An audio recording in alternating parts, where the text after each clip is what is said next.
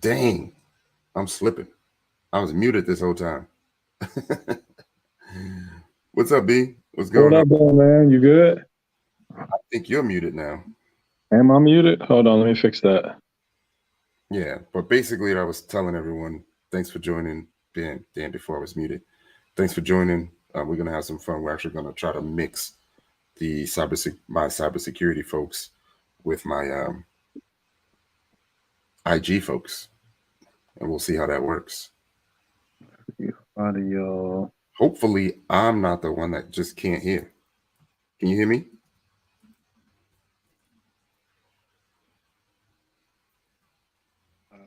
Think I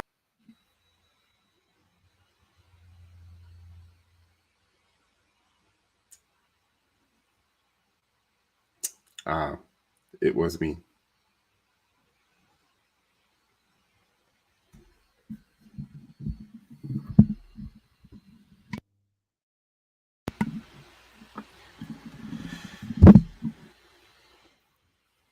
So this is getting pretty fun, y'all.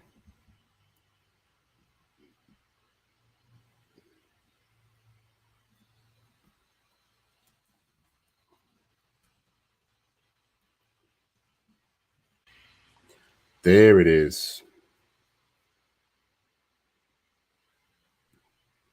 There it did is. I What's good, did I man? fix it or It no? was me, not you. It was me. Okay. Can you hear I me? was sort of messing that up. Yeah, you're good. What's Okay. up, man? What up, man? I'm living the dream. Chilling. I was trying to make it come to my headset. That's what I'm trying to do, but Uh-huh. apparently I'm not great. It's all good, man. Yeah, I'm testing out some new equipment tonight, so I just wanted to go live, chop it up. I almost got it. What you Apparently, been? Oh, that's not that bad. What you been up to, well, I'm man? just trying to make it go to my on the day, really. Yeah. Let me try Yeah, some. just go back to Uh-huh. That's like really, really bright now. All right, I'm about to leave this comment. I'm about to leave the invite in the comment and be like, "What's up, everybody?"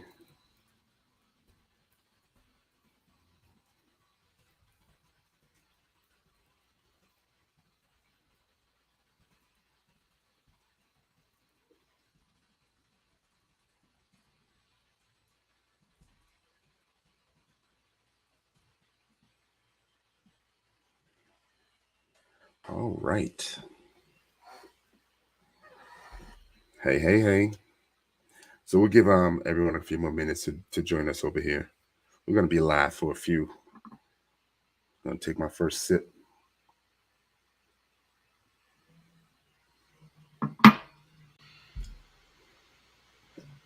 There he is. You good, I man? hit the back button by accident. You good? What up, Kiki? Hey, how y'all doing? We good. What's going Good. on? Happy Sunday. Happy Sunday. Yeah. What's been going on? A little bit of everything. You What? know how crazy shit come in threes. Mm-hmm. It's all family stuff. So my daughter was in the hospital for a week Oh, damn. over the past 2 weeks, and we came to find out that she's been diagnosed with lupus at 23. Um, And then in that same week, I had to move my grandmother in because she's suffering from dementia and Alzheimer's. So we are looking for her some assisted living right now. She's living with me at the moment, me and the Mm-hmm. girls. Um, Mm-hmm. and then I have Sora. He has surgery in the morning, so Mm-hmm. it's always in threes. But I'm pushing through. Mm-hmm. I'm pushing Mm. through. Like Hang in there. So sorry you're going through this. Yeah, just trying to stay as positive as I can for everybody else. Mm-hmm. But sometimes that can be one of those things that you drain your, like I feel mentally drained. Like I'm Mm-hmm. okay, But I just feel mentally drained. Just having so much going on all at the same time. So it's just like, I was just about to say, sometimes it's really draining, like when you have to be the rock for everybody else and you're everybody else's strength. And then you go home and just like pass out, like behind closed doors. Like Hmm. that gets really heavy. like I haven't even had a moment to really kind of take everything in. I'm just kind of just going. Hmm. Like I'm just going at this moment.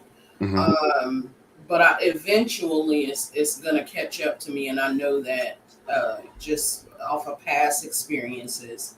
Um, but again, like I don't feel like I have a choice in that. Like I feel like I have to be the strong one because everybody else is, they everybody has broken down around me. Hmm. Right.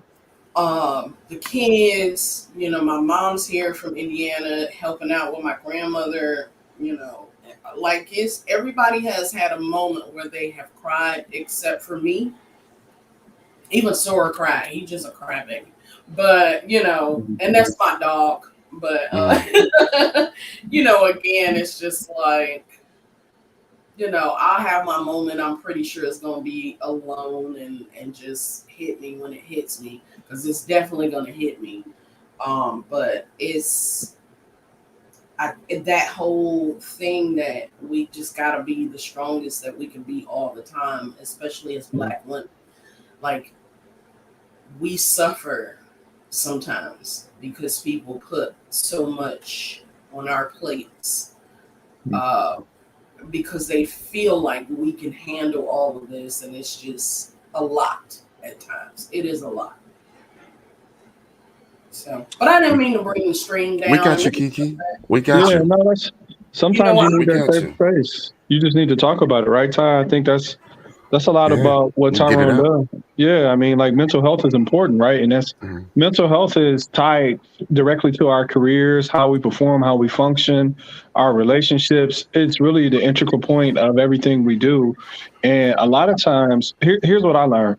In being a strong person and being the extra dependable one, I was so used to doing that I wouldn't allow people around me to help me.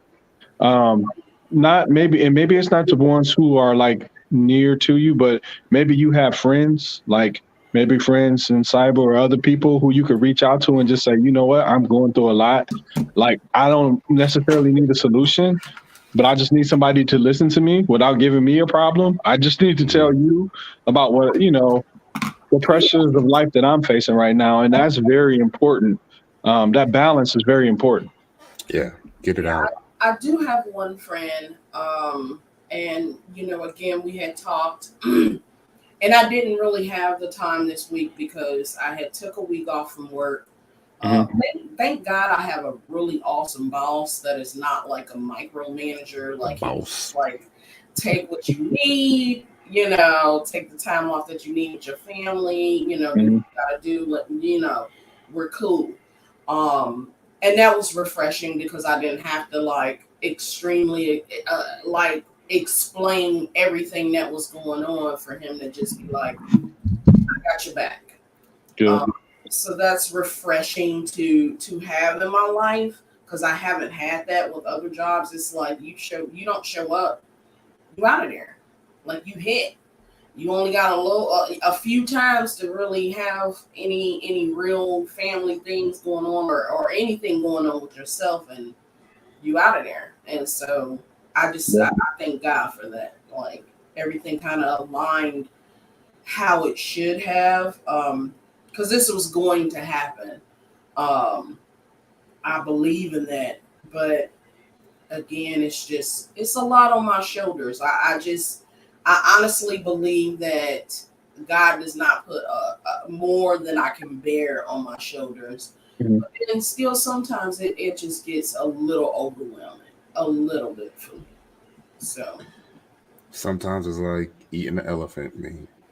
One bite at a time. yeah,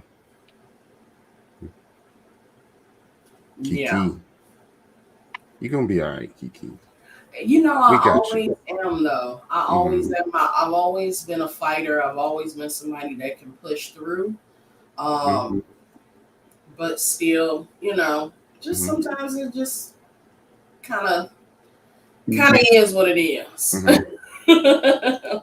Yeah. Sometimes it's here. What I learned is that sometimes, actually, what I learned about women in general, like, so I have a lot of friends, family, and I've seen some stuff go around maybe the last few months about women saying, "Don't call me strong." They don't want to be called a strong woman because when you call a person strong, that also subconsciously creates the narrative they don't need support or help or any of those things. So black women, in particular, the ones that I reached out to, just so I can just expound on it, kind of explore this concept, see exactly what were they thinking, so I could really learn pretty much. And I learned that y'all want help.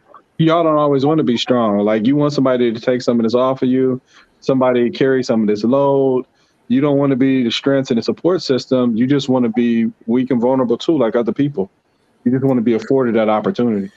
Absolutely. And I find that to be the hardest thing is to open up and be vulnerable, not just with my friends and my family, Mm-hmm. but in my love life, like just with dating, like it becomes one of those things where you're so used to having to handle everything and take care of everything. Um, so it's a hard thing to break. I'm working my way through breaking out of that mindset that I have to handle everything. Mm-hmm. I'm not opposed to handing things over or asking for help or being submissive or things of that nature because I believe everybody deserves like a really fresh chance as you go Mm-hmm. from relationship to relationship. Mm-hmm. But then, there are times where I may catch myself like, oh, you got to kind of take a step back a little bit. And, you know what I mean? Just let this person take the reins a little bit. So it's an ongoing struggle. Kiki, you Or got it's to just you make. growing. What you say, Ty? I'm growing right on up. I was gonna say you got a man you could talk to this about. I do not. I do not. But cheers. Hey, ready to love. Absolutely not. Absolutely the fuck not. I'm just saying that's Ty's show. I was just trying to plug what he was on. That's Oh all, you yeah, know. yeah. No, Yeah. absolutely for him. Yeah, but Mhm. yeah, no. No. Um, I don't know. I've just been taking my time. Like, my last relationship did not go very well. Like, it was very toxic. What did you do to mess it up? I did not do anything, to be honest with you. Like, and I won't say I didn't do anything. Like, there wasn't a contribution on my part, Mhm. but also this person was very toxic. He was very well. He knew how to manipulate people in a way I that got. was I got a question. kind of What crazy. did what did your intuition tell you about this person when you first met? From the beginning, I saw the red flags. And you From ignored him? the beginning. And I did. I absolutely did. I hear But We this all been there though. time and time again. I yeah, don't been there too, yeah, so you know what though? But yeah. this is why I haven't really had like a serious relationship over the past like 3 years or so.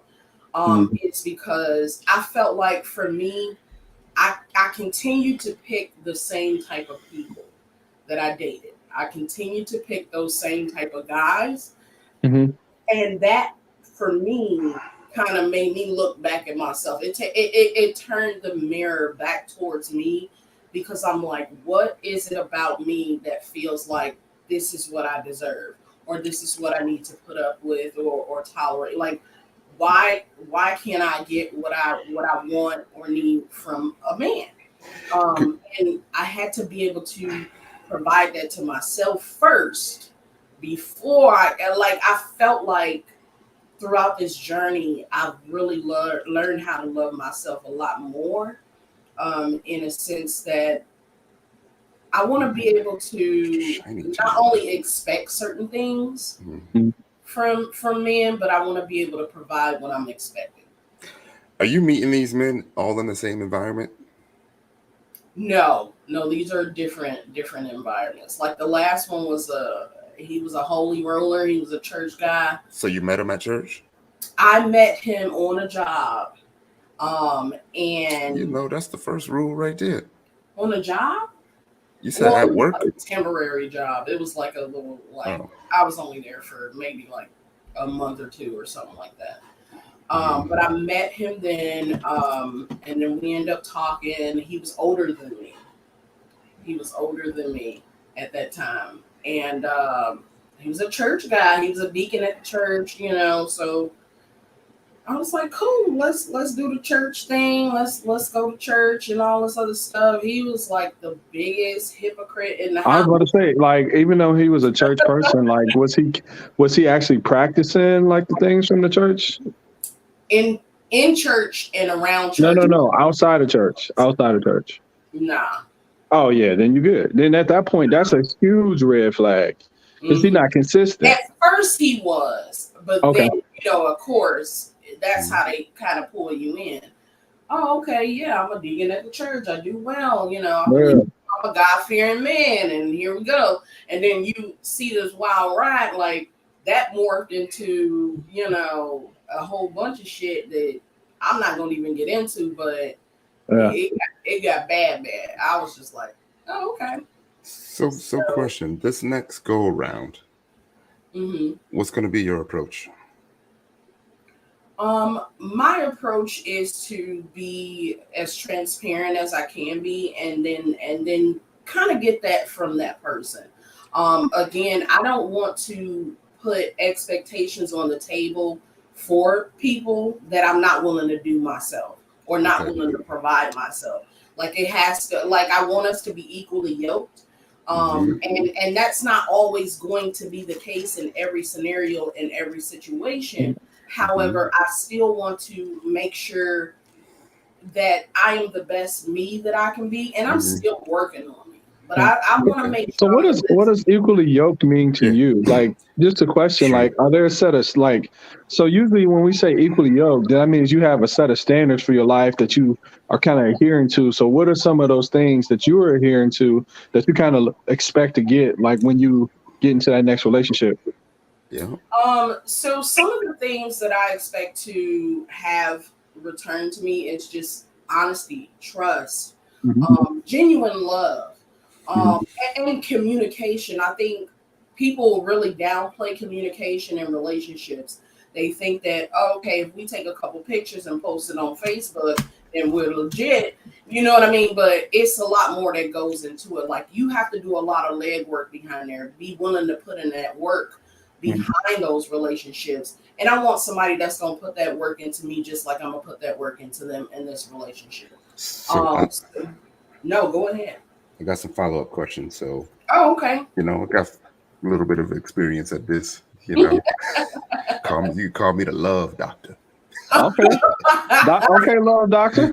I'm not calling him that because you can't be the love doctor that did not find love on Ready to Love. Wait a minute.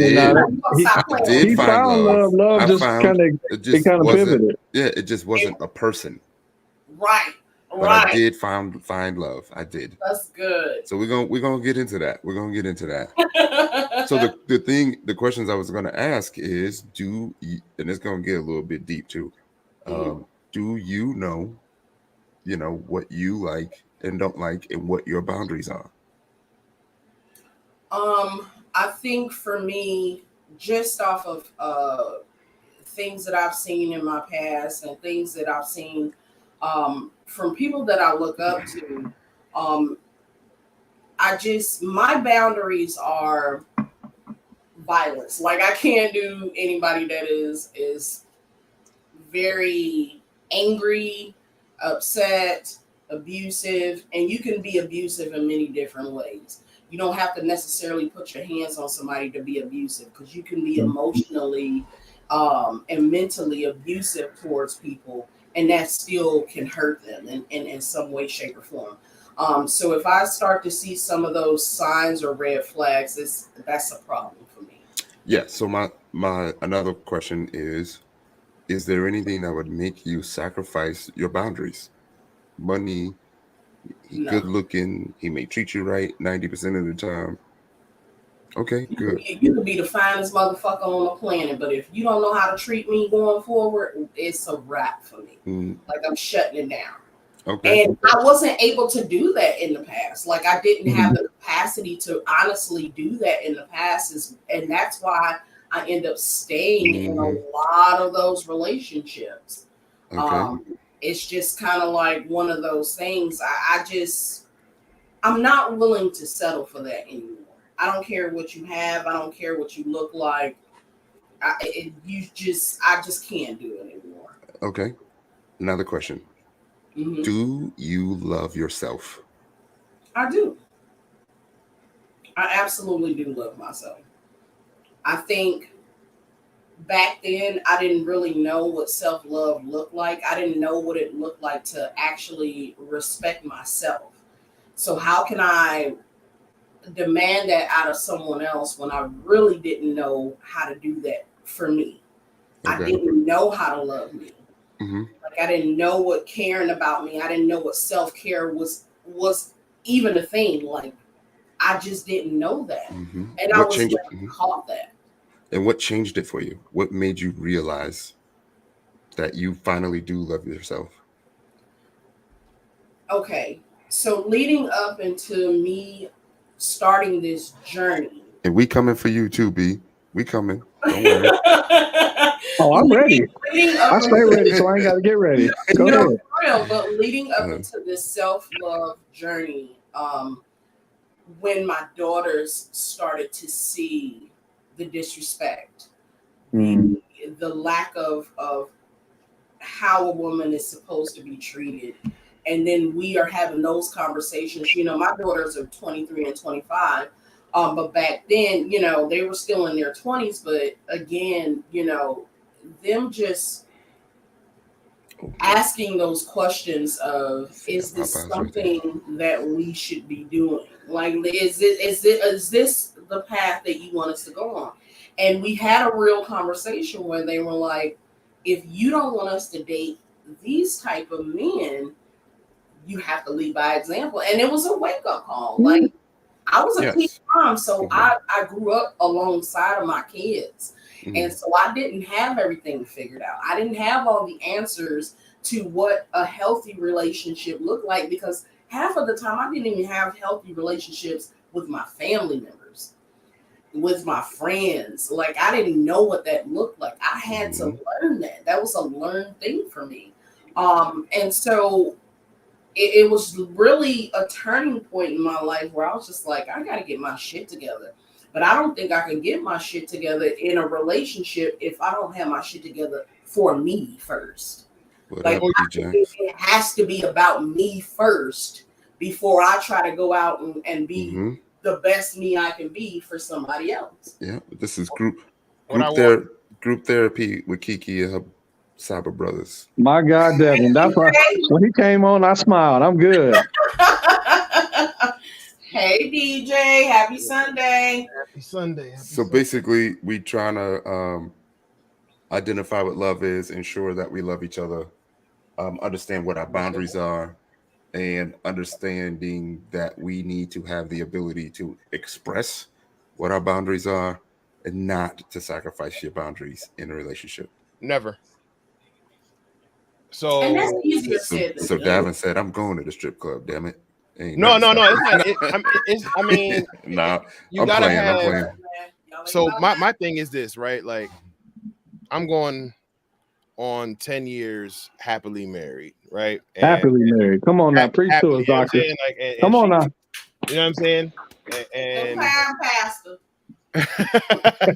Well, but I think one of the things, or there's a couple things that I think work for us. One is when we realized that it was going to be something more than boyfriend, girlfriend, or even having kids together. You got to have difficult conversations, and you have to be prepared to dish it as well as take it, right?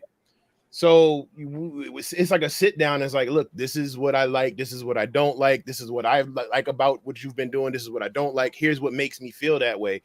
And you have to put the ego to the side, right? You have to put your ego or your whatever it is to the side, because naturally when someone says, this is what I don't like about you, you immediately feel attacked. You immediately get on defense, right?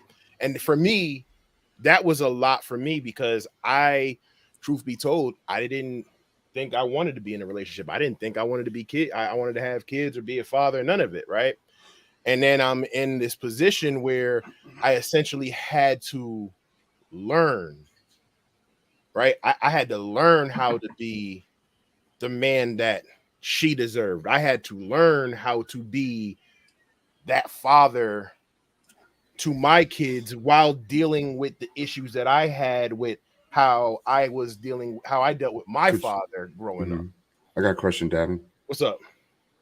When you said you had to learn, right? How much learning was there? Do you feel like it's totally different than what you imagined?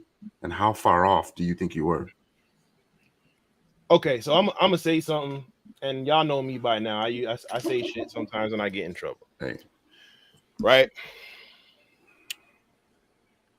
A man, it takes a certain woman to make a man want to change. You see how women be like, I know he's a dog, I know he's this, I know he's that, and they're like, but I can change him.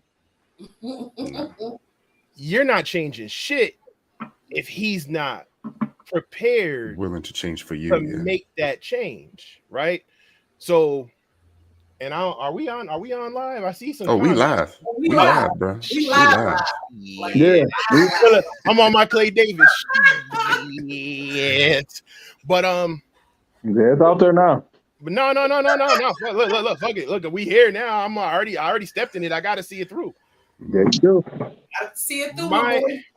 My wife was my closest female friend, right? Like, she was the one person who I would let talk to me in a way like checking me, right? Like when I was in the service acting the damn fool, and Ty, you've been there. Sometimes you go through a phase where you just fuck it, right? And she wouldn't hear from me in a couple of weeks, and she would call me. Like, I remember one time I'm driving with a bunch of the homies, and she got on the phone and was like, yo, I haven't heard from you in a couple of weeks. I'm like, yeah, I kind of got in trouble, kind of this, kind of that. And she was just like, yo, what the fuck is wrong with you? Get your shit together. And the homies is like, yo, you gonna let her talk to you like that, brother? And I pulled over and was like, yo, check this out. You ain't gonna disrespect her. You can get the fuck out the car, right? Because that was the homie.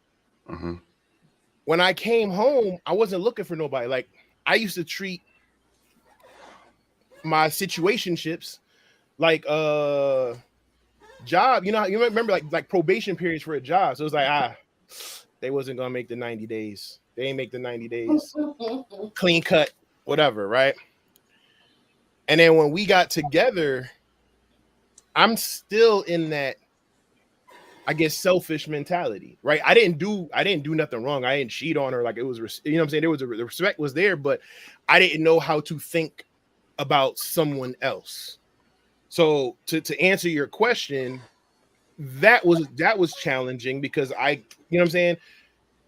I went in like, this is what it is, whatever. And then I find myself in a relationship and I'm like, okay, so this ain't how.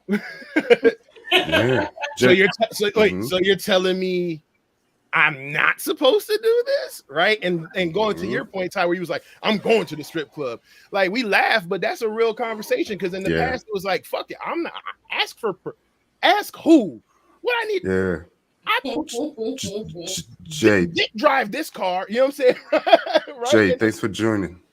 And then it turns into nah. And now I'm in a situation now. It's like, nah, I'm gonna circle back with the wife and make sure she good. Like, because now we're a union. It's one. So I don't like. Yes, there are times where I ultimately make certain decisions, or I am the leader of my household, so I will step up and be that leader of the household.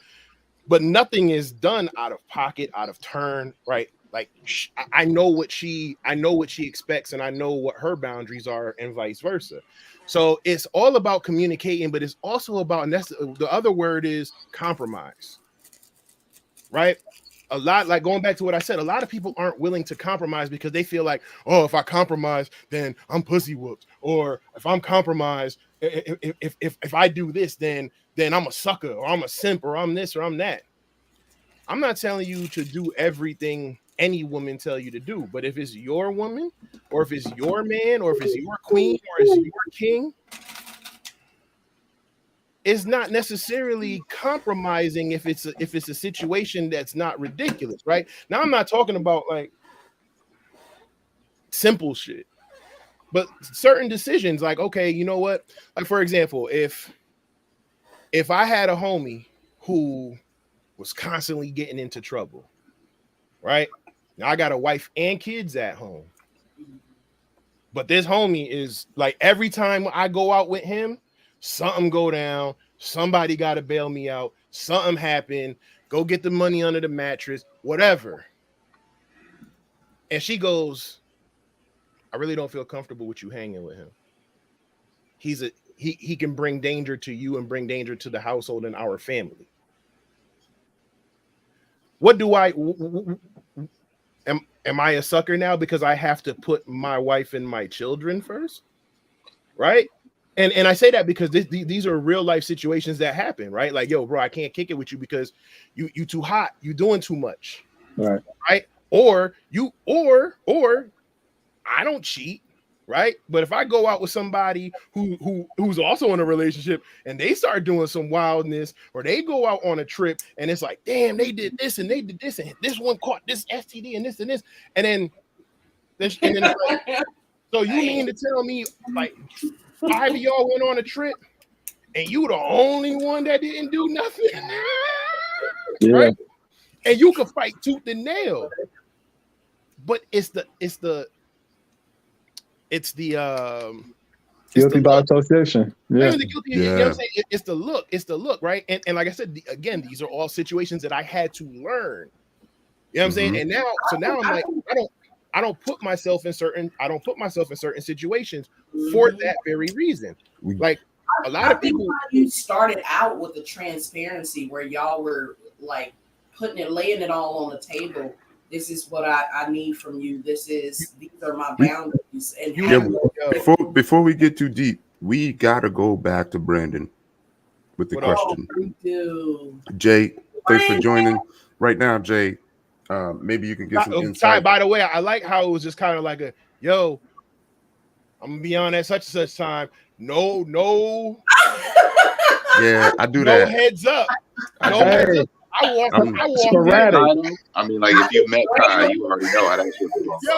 Randomly, I was like, yo, wait. I had to look at the date on my phone. I was like, yo, he just posted this shit today. Like, yo, I ain't going front. I did one of these. Look, I did this.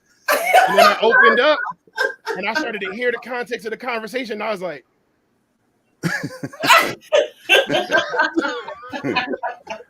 my bad. I do that sometimes. I know. But like I kind of knew. I had an idea that something, because Ty, anytime I get on a thing with Ty be like, you know what we do, real rap raw, and I'm like, all right, Ty, here we go. Yeah. So I had already gauged myself. I kind of kicked shit off. I was like, yeah, I'm not gonna do that shit. So we started with some therapy with Kiki. So just to set everybody that's listening, this was a night that I wanted to combine the IG fam with my cyber Twitter fam. So if anyone wants to join, feel free to join, or if you have any questions that you want to put in the comments, put them in the comments. I think the very first post was a link to come backstage, because I would like to get as many people in as I can. But we were talking about love. Jay, maybe you have some insight. What the question I had posed. Well, since we doing, you give me one. Yeah, we had posed a question to Davin, because he was saying that you had to meet a woman that was gonna make him change, right? And then so I asked him, what did the vision of him as a man, husband, what have you, look like compared to what it is now? Like, was he off, right? Because he was talking about the amount of changes that he need to make. And that was just him explaining that. But we do got to get on B about the love. I think it was the love question that I asked Kiki. So we were going backwards. So I guess. Hey, we don't necessarily have to get on B. I mean, yeah, we do. good. Yeah, we do. Okay. We do. So the questions were, do you love yourself? And then there was another question about your boundaries. And are you willing to sacrifice your boundaries? One, do you? Matter of fact, let's start with the boundaries first. One, do you understand what your boundaries are? I do. And then two, are you ever willing to sacrifice your boundaries to try to make it work? I don't think it would be a boundary if you sacrificed it. No. I mean, it depends on, probably not.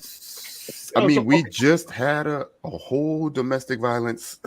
No, that's a different kind of boundary. Like, that's a harmful boundary. I mean, I could have a boundary with, like, somebody like, so I'm very punctual. I hate being late, right? Like, I hate being late. And so if the person's a little late, like, to me, that's something that you can grow and being flexible in, right? Because not everybody's super punctual. So I guess it depends on the severity of the boundary. I was gonna say it goes back to that. Yeah, so we were talking about that compromise. So in that we were talking about the domestic violence, and a lot of it doesn't start with the physical. Right. Yeah. So I was just about to say what a mental. I'm sorry, Jay. Go ahead. I was just about to say I'm with your man's on that. Like, there's soft boundaries and then there's hard boundaries. For anybody who comes into a relationship and thinks that, they have all their boundaries set and they're not going to budge on nothing, that's going to be a short relationship, right? So a lot of that comes with the introspection of knowing yourself and knowing what things you're willing to bend on and what things you're just not willing to accept. And there's nothing wrong with, having boundaries that you're not willing to accept, changes to. That just means that that's not the person for you. You know what I'm saying? And I think a lot of people, they're not willing to deal with that the fact that they might be dealing with someone that's just not the right match for them. Everything don't have to work, right? But as long as you know what your soft boundaries are and you are willing to, measure what you stand to gain with this person versus what you are willing to lose with those boundaries, then, you'll be all right. But a lot of people come in that with this, this is me, this is what I'm doing. Take it or leave it. Take it or leave it, and people, they end up leaving it. That's what ends up happening if it's not the right person. So what Jay said, I agree. Everything he said is what I was thinking. Maybe not. I've seen a lot of boundaries from women, especially Black women, where the guy has to have he has to make a certain amount of money. Oh, this is a different conversation now. He has to look a certain. Oh Lord. This is a different conversation. Come on now. How many people from Twitter on here before we had this conversation? Please. No. Any of my potential sponsors? And to me, it's a difference between a preference and a boundary. Yeah. A boundary and a preference those are two different things. You could prefer to have a man that's this height. You could prefer to have a man that has this type of job or drives this type of car or is educated or whatever. You can prefer that, but that's not really a boundary. A boundary is something where you set it and you just say, this is not negotiable. So you can't do this type of way, and then we continue on because I'm not willing to do that. So my typical rule of thumb is if you have if it involves you compromising your integrity, absolutely, that's it. Right. Yeah. So going back to what Jay was saying about hard boundaries and soft boundaries, my hard boundaries is anything that I can't stand on. If you're asking me to do something that I, as a man or someone with my level of integrity or whatever, and I'm not saying my level of integrity is different, it is the same as everybody else. Everybody has certain things that ebb and flow with them. But if you feel like it's compromising your integrity, and whether in any type of relationship, a relationship, a job, anything, if you ever feel like your integrity has to be compromised to make someone else happy or to satisfy someone else, then immediately that's a toxic situation, right? That's just how I look at it. And people like to throw around that term toxic. Oh boy. Right? Just like Key was talking about how, preferences versus boundaries. They throw around the word toxic and narcissist. and they narcissists, and they weaponize that word, and now you're devaluing it in a real when it's a real toxic situation. Like, toxic isn't wanting better for someone or trying to push, right? Like, I see Des says men like women that challenge them to be and do better. And again, I can't speak for every man, but again, speaking to me and mine, I didn't hide the story. My wife put her foot in my ass when I was trying to figure out what I wanted to do after the service. Right? I had my daughter was born, and I'm like, okay, what am I? Or she was either on the way, and it was like, what am I gonna do? And it was kind of one of those like, all right, so if there was something that made you happy, what would you do? And I'm like, Tet. She was like, so go do it. And I'm like, yeah. And she's like, nah, go do it.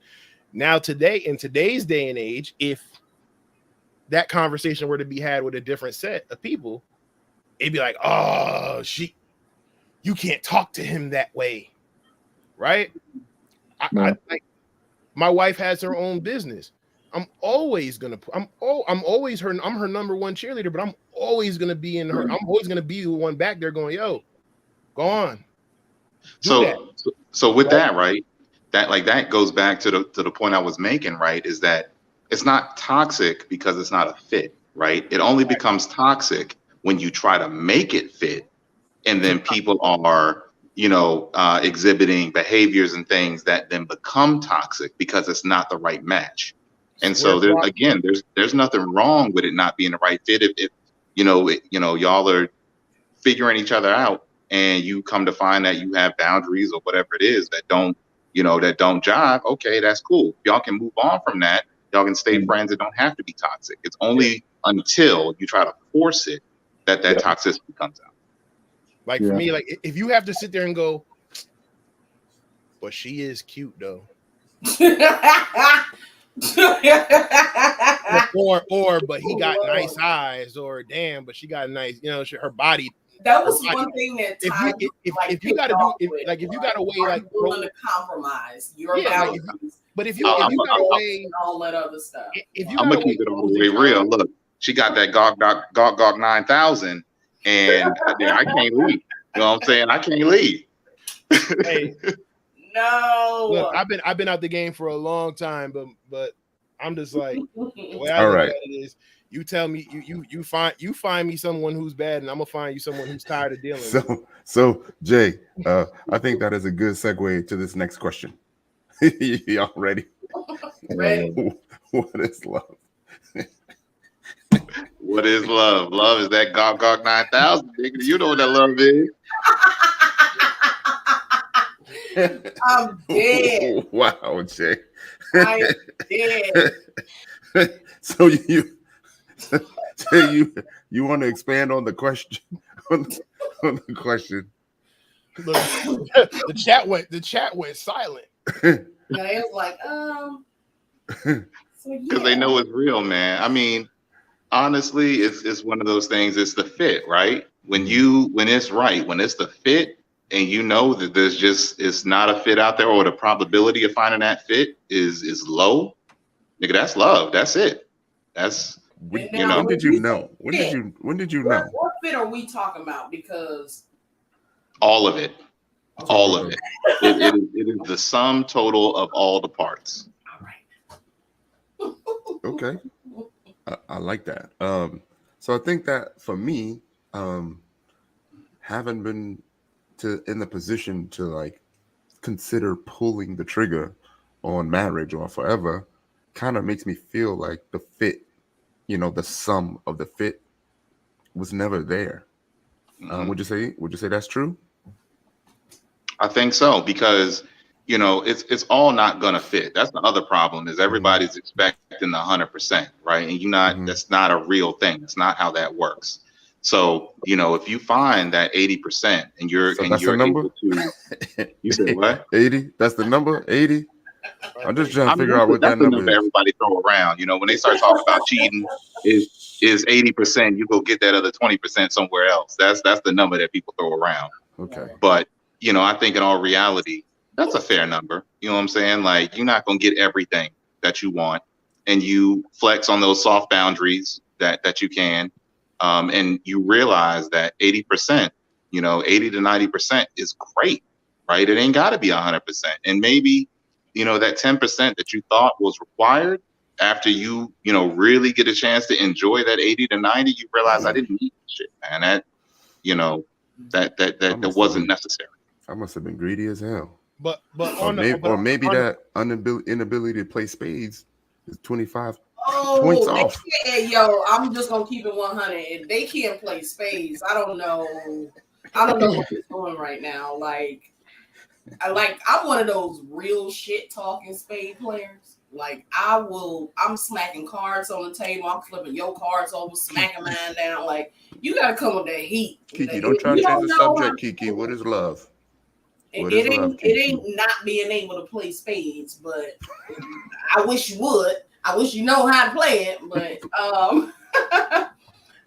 in general, I think, again, we put a lot of these stigmas on our relationships and things of that nature. I think more so if you and another person click and connect and can come to those compromises when you have those difficult conversations, I think that's love. Like, I think you just unconditionally being there for another person is love to me.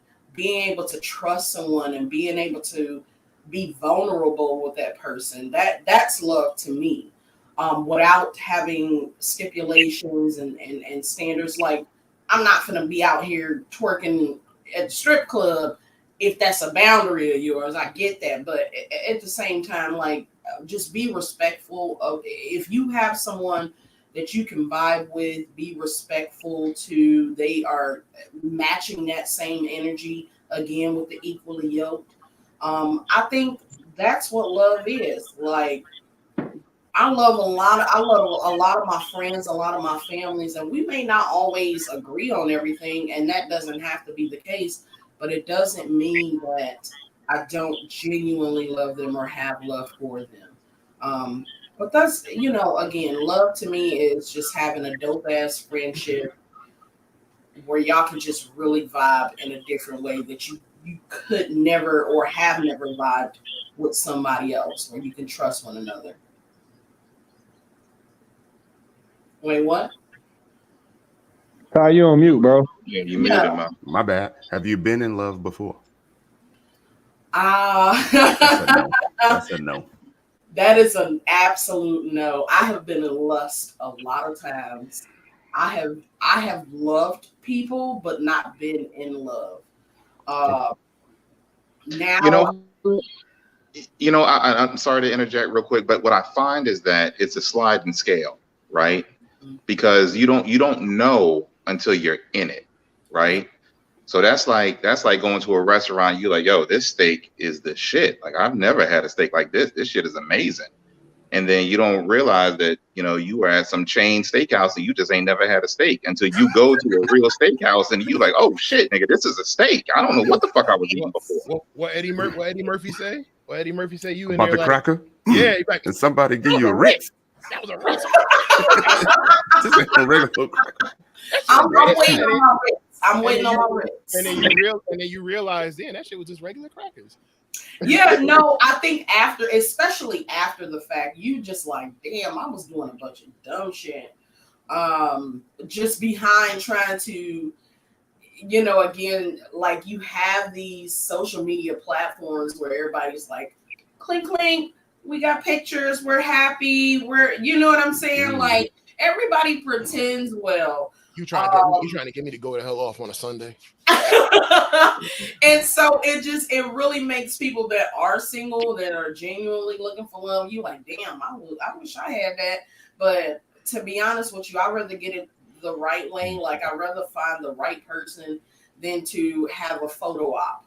Like, I have to put the real me first and just really be real with myself. Like, I wasn't ready after my last relationship, which is why I took 3.5 years off from dating. Like, I just wasn't there.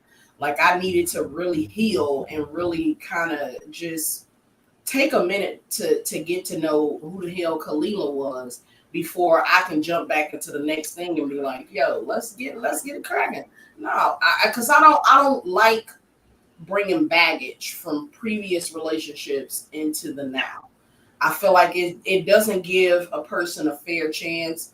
I would like that fair chance, so I need to be mentally and physically like capable of giving somebody else that genuine fair chance to show me who they are.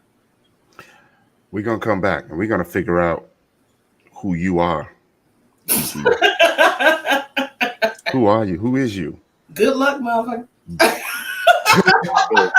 Brandon, like, I thought he could play Fade, and then he started reneging it. And Jay, if you want to come up, let me know, because you were my inspiration for this question. And the question was, what is love?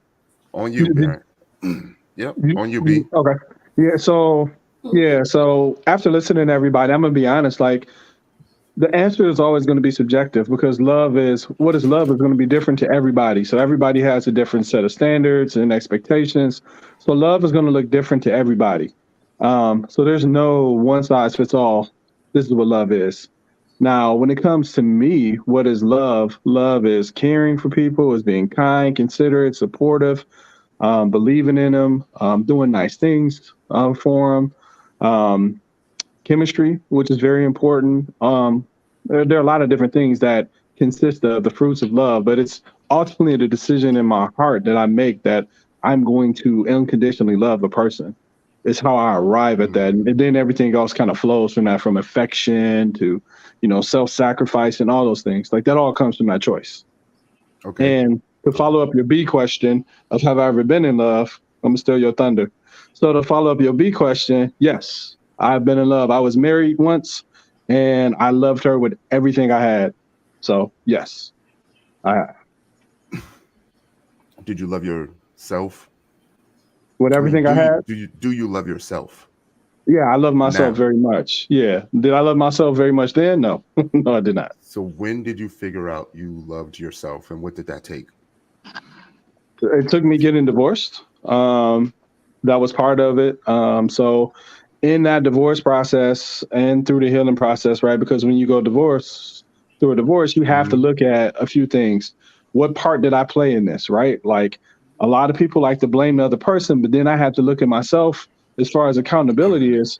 What did I do here? Like, how did I contribute? Even if it was just picking the wrong person, staying too long, ignoring the red flags. And then I had to ask questions. Why did I ignore these things, right? So I had to delve a little deeper. And I said, wow, I actually had low self-esteem. Okay, so this is why I accepted that. And so then I started to work on those areas, right? As far as growing in self-love, and how I knew that I was starting to change is when I started to be kinder to myself, when I started to be more patient, more understanding, when I wasn't harsh and the inner critical voice started to subside, and I started to treat myself, like I wanted other people to treat me. Like, that's how I know that I started to grow in love. How old were y'all when you got married? I was 23 when I got married. How old was the wife? 23. Yeah. We think we started dating at 20 and got married at 23. And the divorce? I mean, am I being too deep? Oh, so 10 years. 10 years. No. Yeah, I have a whole platform of being vulnerable. So I would be terrible if I'm not vulnerable. That's why we clicked. So, but yeah, so it was 10 years. Yeah, it was 10 years. 12 if you add our courtship. Okay. So, Davin, you got about a summer in there? No, I'm like. He was happily married, so he did. Stop that. I don't need wifey mad at me. Hey, you gonna get that? I was gonna say you talking about reneging. You gonna get that offer? You gonna get that invite reneged?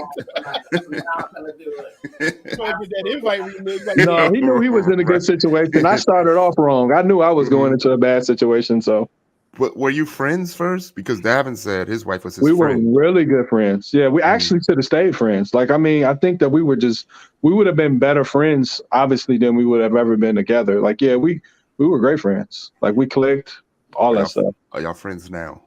No. No, we're not. Oh, okay, cool. You know Yeah. what? That's a good point right there too, because people are living organisms, right? We change every day, and I think that's one of the things that people have to deal with too, is that just because you've been in a relationship with someone doesn't mean that they're going to be that same person for the rest of y'all's life. And so you really have to work to not only get to know that person on the way in, but to stay knowing that person and to make sure that y'all don't grow apart, because it's really easy to do that, especially when you get to, the day in and day out of marriage, kids, and all this other stuff. And one day you look up and you're like, this isn't the same person that I was with. But to have that expectation that they would be the same person is a fallacy. It's not real. So I'll be even more transparent, to be honest. In my situation, I knew I shouldn't have married her. Like, I'm just going to be very honest. Like, I knew I shouldn't have married her. Like, I ignored red flags, and I knew I shouldn't have married her. But, when you're young, what do you think? In my case, it was like, oh, she can change. People change. We'd be good. And she did change, but it just wasn't the way I thought she was going to change. Like, she kept changing to what I didn't want. And I was like, dang, I'm in this situation. I'm unhappy. Like, and 10 years of trying. And I'm like, you know what, at some point you got to walk away. And she's not a bad person, but to your point, like, it was never a great fit. But if you keep trying to make something fit, at some point you got to realize, like, look, you got to stop doing this. This is not working. So it's just a live and learn situation. Like, I'm pretty sure, like, because she was really pretty. So to your point earlier, like, part of it was like she was cold. And I'm like, yeah, I gotta, and I fell for it. I did wait to marriage, so it's not like I didn't partake into marriage because of my faith, but I waited into marriage, and I probably just should have just waited for somebody else to marry. Is basically it. But it's a great experience, and I learned a lot through it. A lot of stuff, to help other people. Hey Ty, that's a question you might want to throw out maybe at a different time. I don't know. I commend you, brother, because I can't buy the car and I ain't drove it yet. I can't do that. So I got a question, a follow-up question. So that one more. Yeah, I commend you, because that's hard. Really.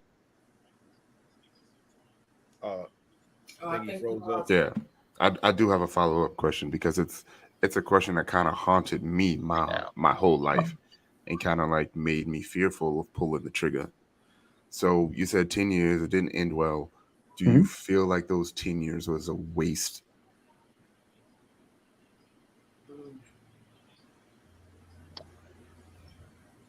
You too quiet. It's taking a long time. No, because this is going to impact his how he views marriage. So I want to make sure that I answer it correctly.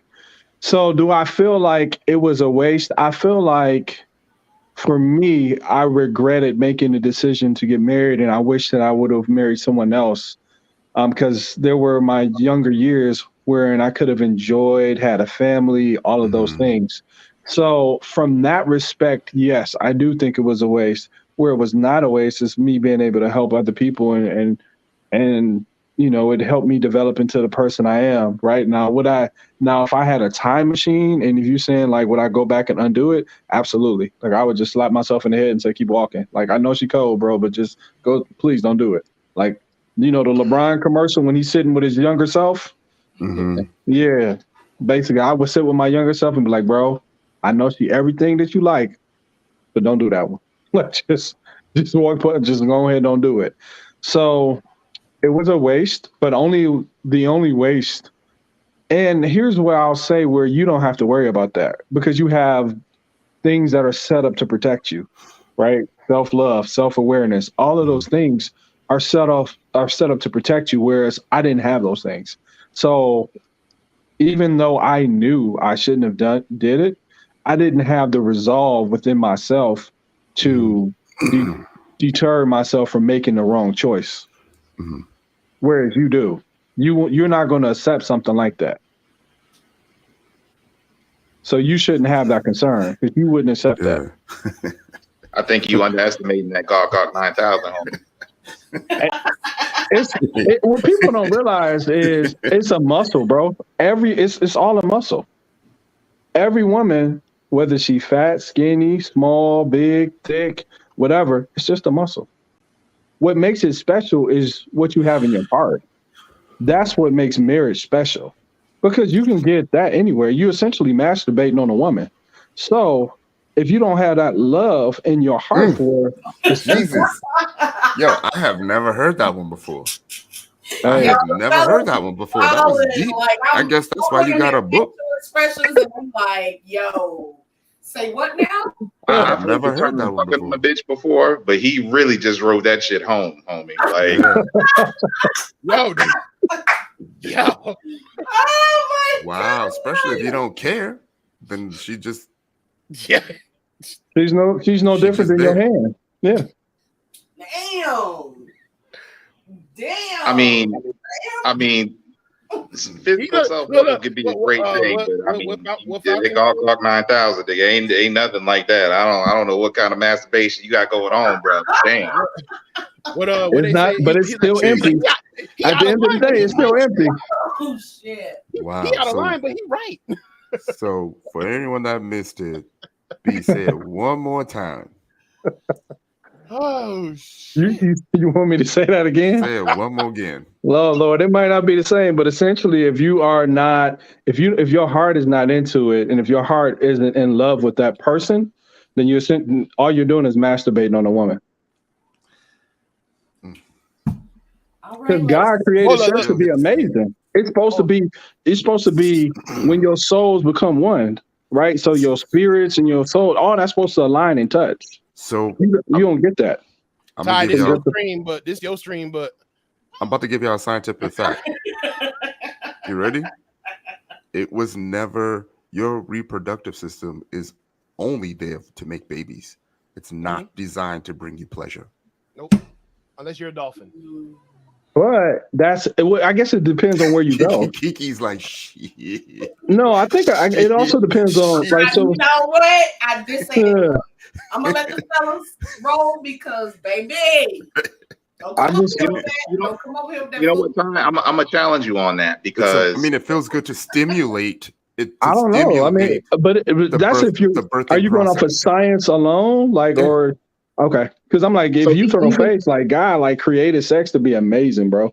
right, even if if you want to go the science route, like there's a reason why there's a gathering of nerve endings where they are, right? Absolutely. Because at the end of the day, when you fighting dinosaurs and all this other shit, like something got to make you want to get at it, right? And if that wasn't there, bro, like humans wouldn't be here. I'm gonna just say We wouldn't be They had procreating if it wasn't an enjoyable experience. Okay, so how do I explain it? It's not meant for recreational activities. What if I say it that way? Okay, I It's can rock with primarily you on meant to have children.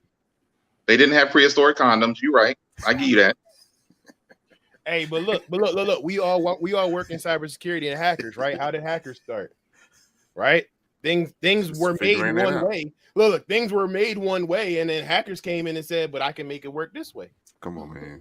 Yeah, they said this port scan feel good. I'm gonna go ahead and see what else is out there. What is it? But is that it? also means they know What it is don't it, work with 88? donkeys. They know it don't work with pigs, horses. Somebody had to try that too. All right, Oh, they See, still we're doing too that. far. Here we go. here you. All right, Buckle All up, right. ladies and gentlemen. All right, Here so- we go. all right. So, all right, okay. Next question. Did everyone answer that? What is love? I didn't. I think so. I don't need the answer. Yeah, you live in love. Hey, you happily married. No, but here I'll keep it short. It's everything y'all said, but it has to be organic. Okay. That's it. That's it. It has to be organic. And to your point about things changing, like what Fat Joe said, yesterday's price is not today's price. So you might come into a situation and say, "This is what it's going to take for me to love somebody," but then as you get into the situation, you go, "Oh shit, I didn't think about that before." So, Okay. like I said, so it has to be organic, it has to be fluid, and it has to be mutual. Okay. Another one. And if you didn't answer, whoever didn't answer the last one can answer first. And I'm hoping my grammar is correct right here. But it is, what isn't love? Good sex. So there was talk. So I'm sorry, solely good sex. So are y'all familiar with the term I don't even know if the context is right. Post-nut clarity. Oh yeah. Oh yeah. Look, hold on. That's like when you're in the service. That's like when you're in the service and your BCGs wear off. In the Air Force, we call them BCGs. Like, you in boot camp, you around a bunch of men, and then the first time you get around women, it's like everything is beautiful, and then at some point you go, "Oh hell no!" That's the same. To me, that's the same equivalency. Have you ever had soju? that shit make you see Mama San like right, and then you be like, right. Who wants to answer that first?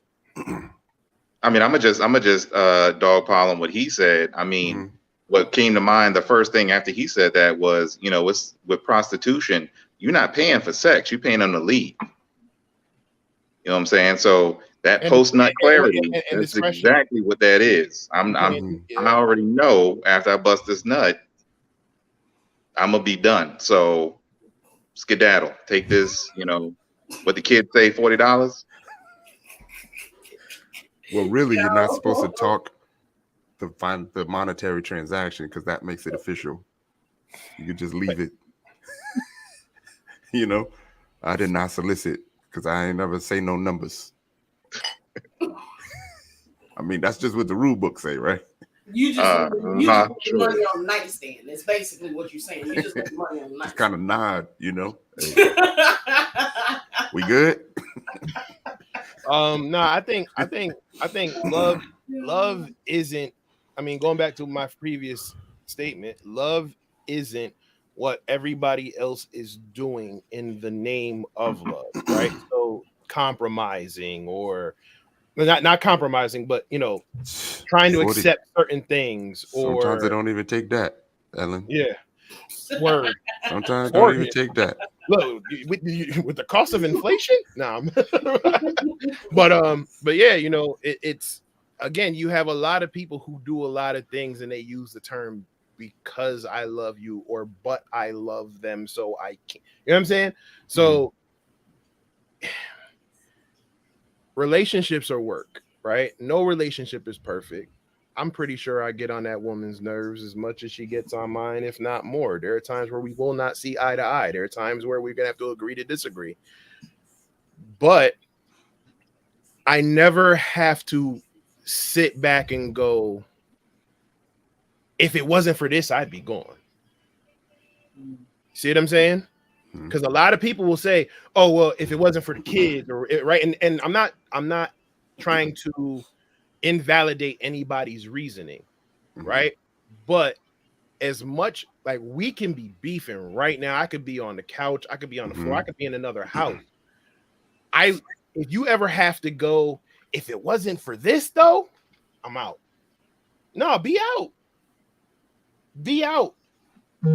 right? Yeah. Because if you're doing, for example, if you're staying for the kids, you're gonna make them kids' lives miserable because the kids are gonna pick up on all of that. Then the kids are gonna be stuck in a situation where they're gonna be torn in the middle, whether you try to hide it from them or not. Kids are sponges; they pick up everything, right? So if you ever have to sit there and go, if it wasn't for X, Y, Z, I would go, or like we were saying, oh, the Gawk 9000 or whatever the case may be. If you're having to incentivize the reason to share your life with somebody, then no, because like I said, that can go quick. Yeah, just like that. I was told like it's really telling how you feel about a person by the way you describe them when you're mad at them. So yeah. Facts. Who's next on the question? What isn't love? I'll be quick. What isn't love is all the things that you see on the surface, all the things that you can see on the outside. And to the point that folks made earlier, there's a lot of Instagram and Twitter love that is happening, and that's not what's real, right? So all that shit you can't see, that's where love lives, right? And I can't say whether or not it's real or not, but That's where it lives, and that's where you have to make that decision. And there's a whole lot of people who make that decision based on what happens on the outside, what people can see. And that's why a lot of people's stuff fails, because that's not going to save you from finding out that love doesn't live at home. Right. Like what happens when social media gets turned off, right? Because that's the other thing. A lot of people do that shit for the filters and for the likes and for the clout, and we look great or whatever. But you're not telling them that somebody's getting hit, someone's getting abused, someone's in a like we said, a toxic relationship. But you're staying because social media likes us, or these outside entities like us, right? Like in my situation, in my marriage, like nobody gets in between. Not my mama, not, you know what I'm saying? Right? Like, mama, I love you, but mind your damn business. Right? Because that's between man and wife. So once you start, if it doesn't, that's where it starts, and that's where it needs to end. The moment you start, and I'm not saying getting advice from people, like I can get advice from, we can talk here and get advice from each other, right? But that doesn't mean that I have to take that and go. I could take it and learn how to apply it into something, but I'm not going to let that dictate what I'm doing. And to B's point, like I said, like to B's point, what he was saying about, you know, being in the marriage and certain things like that, like, I saw it, but I was Kiki missed it, but that was gonna be for her to lead in. But I was just about to touch on that, because you're in it for the wrong reasons, right? Like, for example, a lot of people are running to get married, but they're getting married for the wrong reasons, right? And again, not bashing women, but I ask this question every time to any female friend I know who's getting married. Do you want to be a wife, or do you want to be a bride? And it's okay to be both, but do you want to be a wife, or do you want to be a bride? Because there's a difference, right? You want to be a wife, that means you ready to read them vows, honor them vows, do everything that you said you set out to do, and you're going to do whatever. You're going to compromise, you're going to communicate. And again, I'm not telling you to be like, oh, you're saying you have to be, I'm not being whatever, right? But then you have some, that's being a wife, but those who want to be a bride, they just, you know, they want the hair, they want the glitz and the glamour for the day, they want to wear the dress, they want to take the pictures and all of that, but they're not prepared to do the work after the honeymoon, right? That's a problem, because I see a lot of relationships, or a lot of my peers who get in these marriages, and then 3, 4, 5 years down the line, they're like, it's not what I expected it to be. Well, again, what did you expect? You know what I'm saying? Like, you spent you spent your whole life savings for this wedding, but there was really no cohesion to begin with. Y'all just did it to do it so y'all could look good for the gram. Like, am I answering this question right now? Yes. So number one, just to piggyback off of that, why are relationships failing is people want to keep up this facade, this image, this picture of we are doing great, we are doing well, we are happy, our family's happy, we're having more kids. So like it's really not real, because behind closed doors, you know, the husband or the wife is cheating, they're disrespecting one another, they're not really in love with one another, they're just there because it's a situationship. I think that has a lot to do why we are seeing more and more relationships failing now, is because, you know, we do have that social media, we do have that platform where people can put people on blast when these relationships don't go the way that they think they should go, or how they would like them to go. So we're just seeing it in real time, but this has always been happening.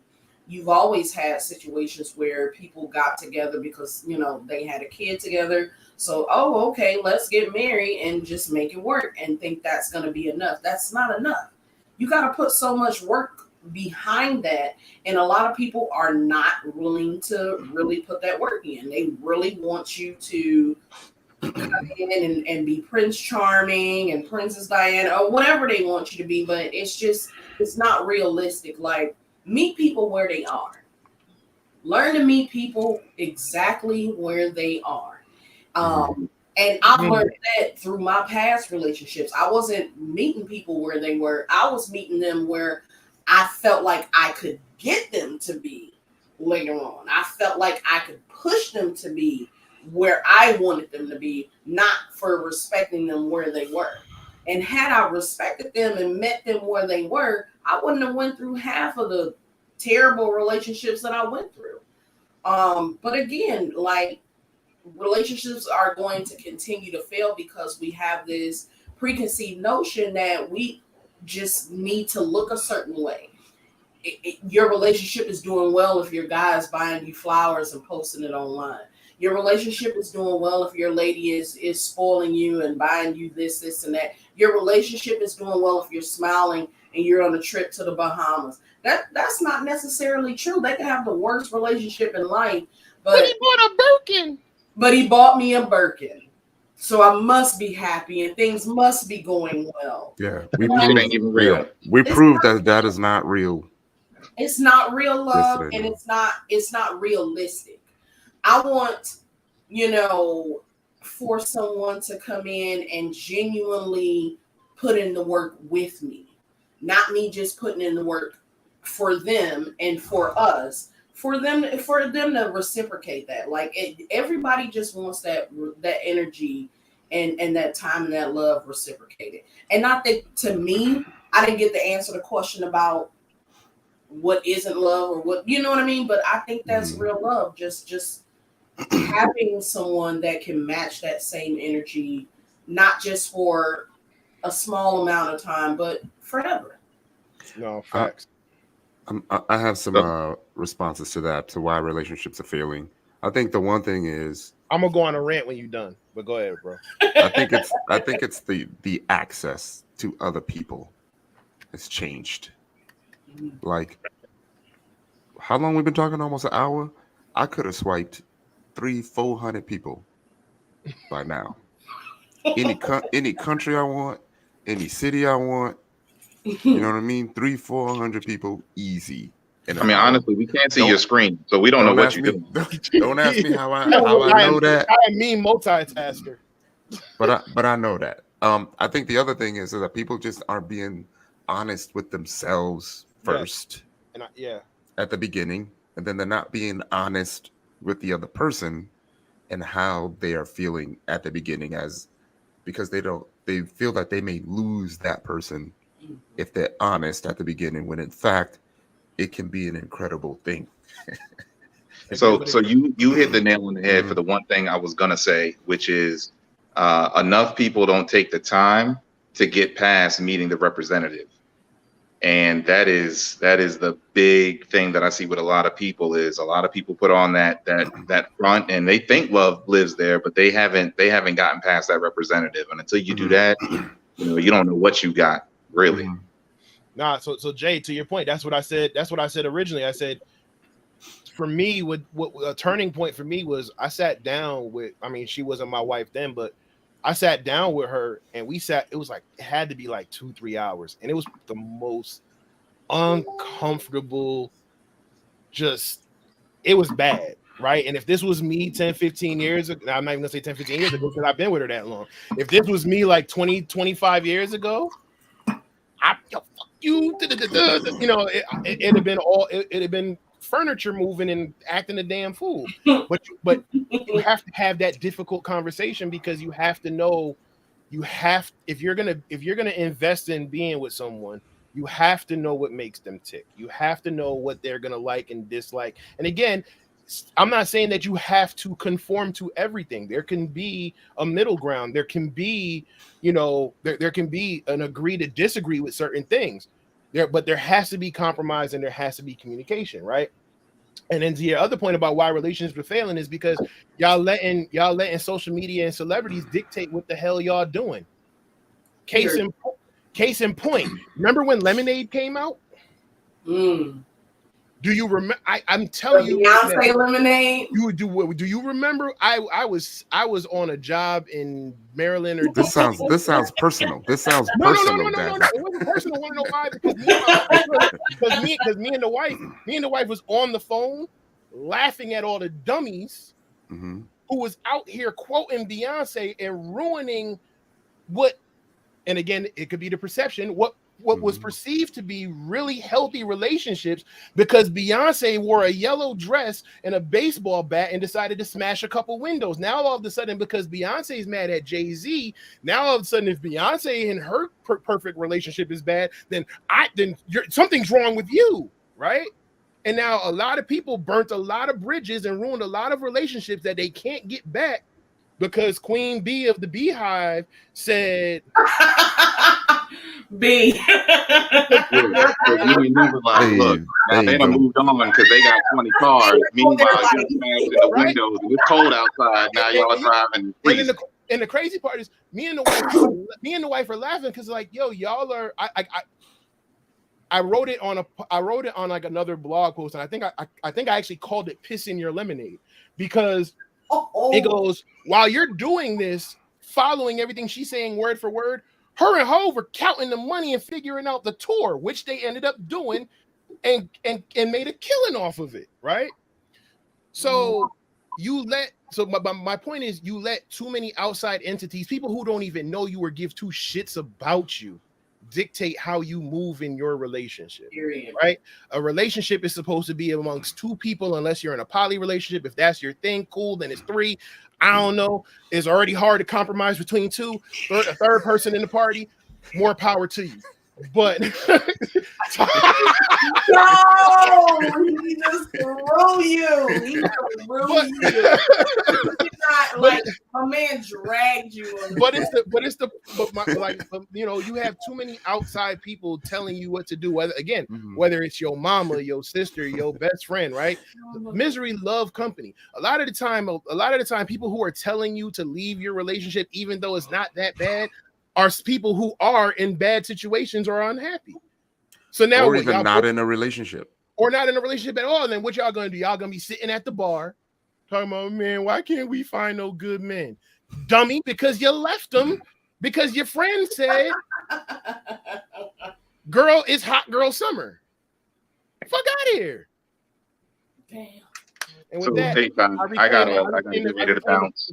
I'm gonna put the little one to put him in, get him in the bath and everything. Just wanted to jump on real quick. Support, appreciate everything you're doing. For sure. Brother. Keep doing your thing. For sure. Thanks, man. Anybody that wants to connect, just in case I said something that maybe you thought was funny, J Brown Inc. at Instagram. I already followed you on Twitter, bro. Appreciate you, homie. Yeah. All right, y'all be easy. I'll see y'all. We got you at J Brown Inc. right there. His whole bar was wild. I know that. Yeah, look, goals. I need to start my bar game. Did someone not answer this? For real though, it's amazing. Hey, B, be careful. You might get put on the Summer Jam screen about the words and opinions expressed. So let's keep Beehive out of. Yes, please. Oh, I don't know nothing about all them people, but the one thing about me is I ain't never been afraid to say how I feel or have ever been afraid of the consequences because I'm from Detroit. So at the end of the day, you don't say nothing that your hands can't back up, but I'm gonna go back to being my nice church going self. I'm just saying, like, where I'm from, if I say it, we can back it up. But you got to stand on it. Okay, absolutely. And whatever come with it. But I'm not coming with nothing like that, so don't worry. Hey, who didn't answer this question? Why relationships? I didn't answer it. That's why I'm saying it. Because I do not want nobody upset at me. You're good. 50 million people all across the world. No, you're all good. But people, so when you say why relationships are failing, I think that everybody really painted a really profound and good picture to really piece together why relationships are failing. I think there are a multitude of reasons why relationships fail. And I think that one of the main reasons, that they fail is because people aren't people's expectations entering into a relationship, right? Like we have the wrong expectations. We enter into a relationship thinking this other person is going to fulfill me or complete me. Wherein that should be an internal job, right? So that's the first thing, like your expectations. Like you can't look to that person to make you happy. Like that's got to be something that you're willing to do. We also have other standards and expectations that we have on our own life that we expect this person to meet, which a lot of times isn't communicated or conveyed the right way. Like the whole representative thing is very true. People aren't honest. Like the one thing about me, I'm real. Like I'm always me. Like the same B you see here is the same B you're going to see everywhere I'm at. And in a relationship, people fear rejection, right? You fear rejection. You don't want people, we want to be accepted. Like that's how we're made. Like we're creatures of, we weren't designed to be rejected. So nobody wants to be rejected because that sucks, because it's essentially saying you're not good enough. So people try to be the best version of what they think that person wants instead of just being who you are. And then you have to give people the freedom to accept or reject you. And while it's painful, it also protects you from so much, because if I'm me and you don't like the me, then we don't have to waste each other's time in a relationship, right? Because you get to see who I really am. So that's kind of how I say relationships, are failing. And, also the question about what love is not, like I didn't just answer that, but really one of the things that people don't realize is that love isn't a feeling, right? A lot of times people say, well, I just don't have that same feeling. Love isn't it's not a feeling, it's a decision you make, right? It's a choice. You choose to love that person. Now feelings follow that choice, but it's a choice. And mature love doesn't always have that great feeling. Feelings reinforce your decision. That's it. Yeah. So usually our emotions come into play because they let us know how we feel about a decision we've made. So our emotions can't actually come into play until we've actually made a choice. But that's what love isn't. But that's my answer. All right. So this is becoming therapy for me now. Who's up? I think I'm about to tell Mary. Like I'm gonna hit Mary. I think Davin's up. I got one for you, Davin. What's up, Mr. Bridgeport? You ready? What's up? Yeah, damn. So I'm actually going to give you. So the answer I'm actually going to give you is probably not the one you're expecting, right? So go back to where I said when I got together with my friend who turned into my girl, who turned into my wife, I wasn't looking to be in a relationship. Reason being is because I was in situations that I thought were loving relationships before that were actually toxic, that were certain situations that were that you find out later on, like, wow, that was some real foul shit, right? And that's for another day. But how it affected me and my relationships in the beginning was the fact that I felt like I needed to be quote unquote perfect for the person who I was with, because I saw how my mom struggled to take care of me and my brothers, or me and my younger brother, because my older brother was pretty much grown out the house by that point after her and my father separated. So it was always ingrained in my head that I would never, and truth be told, my pops worshiped the ground my mother walked on, right? But he was unwilling to compromise certain things that were detrimental, which ultimately which played a part in him passing away, right? That's why they split up. So for me, it was, I need to be the type of person my mother would be proud of in a relationship. So in relationships, I tried not to do a lot of toxic traits, right? Like for one, I don't put my hands on no female, no way. That's some sucker shit. But like, the constant arguing and petty this and the petty squabbles and the cheating and all of that, like that again, my integrity wouldn't let me stand for that.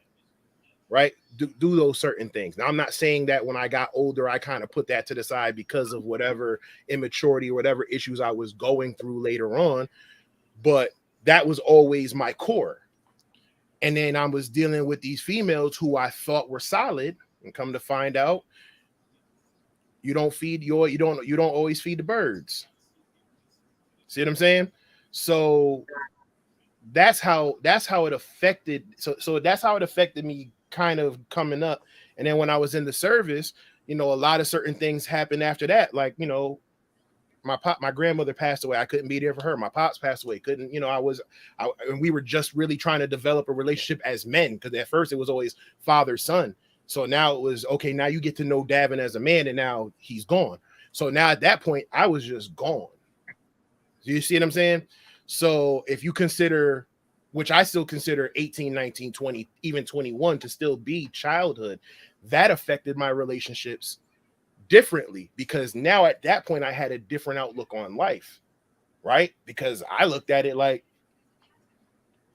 tomorrow's not promised. Shit, I'm probably on borrowed time as it is. What's the point of being in a committed relationship? Go have fun. And not to mention, a lot of these women are out here being hoes, right? And I'm not saying that to say women are hoes now. Please don't come for me. I already know the beehive is already mad at me. I'm just saying this I had a follow-up question on that. This was my thinking. And now to go back to me ended up with my wife, she was one of the few that I respected that I knew moved differently. So going back to saying about changing certain things or teaching certain things, she taught me how to be a better man. My daughter taught me how to live, how to actually really live for something else. You know what I'm saying? And then my son taught me how to be like, okay, I need to be the type of man my son can respect. See what I'm saying? So there you go. Yeah. Now, I have a follow-up question for that and for the audience. Before we get to Kiki and Brandon on this question, how important for you and your mate is it to have a hoe phase? So think on that. I think hold on. We're gonna come back to that because I know Davin got the answers. Davin be ready, man. He be ready. No, I was just say like it's different for me. We're gonna come back. Okay, fine. We're gonna come back, Davin. Kiki, how did your childhood and your upbringing affect your relationships? Okay. So starting out, my mom was a single mom. My father lived about 2 or 3 blocks away from me growing up. But he was not very active in my life. He was actively on drugs. But he was like a functionally, drug addict. So, I will see him around the neighborhood, but again, like I don't think we've ever like went out to dinner, went out to do anything. He's never been really in my life.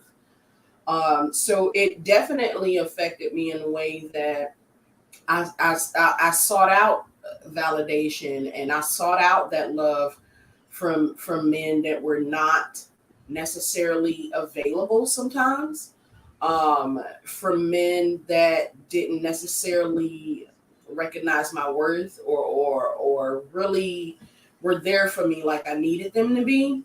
And I continued that cycle for a very long time. I was always the one that was very solid, very structured in those relationships. I was always the one that, I didn't have a problem with helping a man get on his feet and that was the nurturing part of me, but it just wasn't a good thing because they didn't really appreciate it. We were still all young growing up. And again, like I say, I was a teen mom. I had 2 daughters by the time I was 18.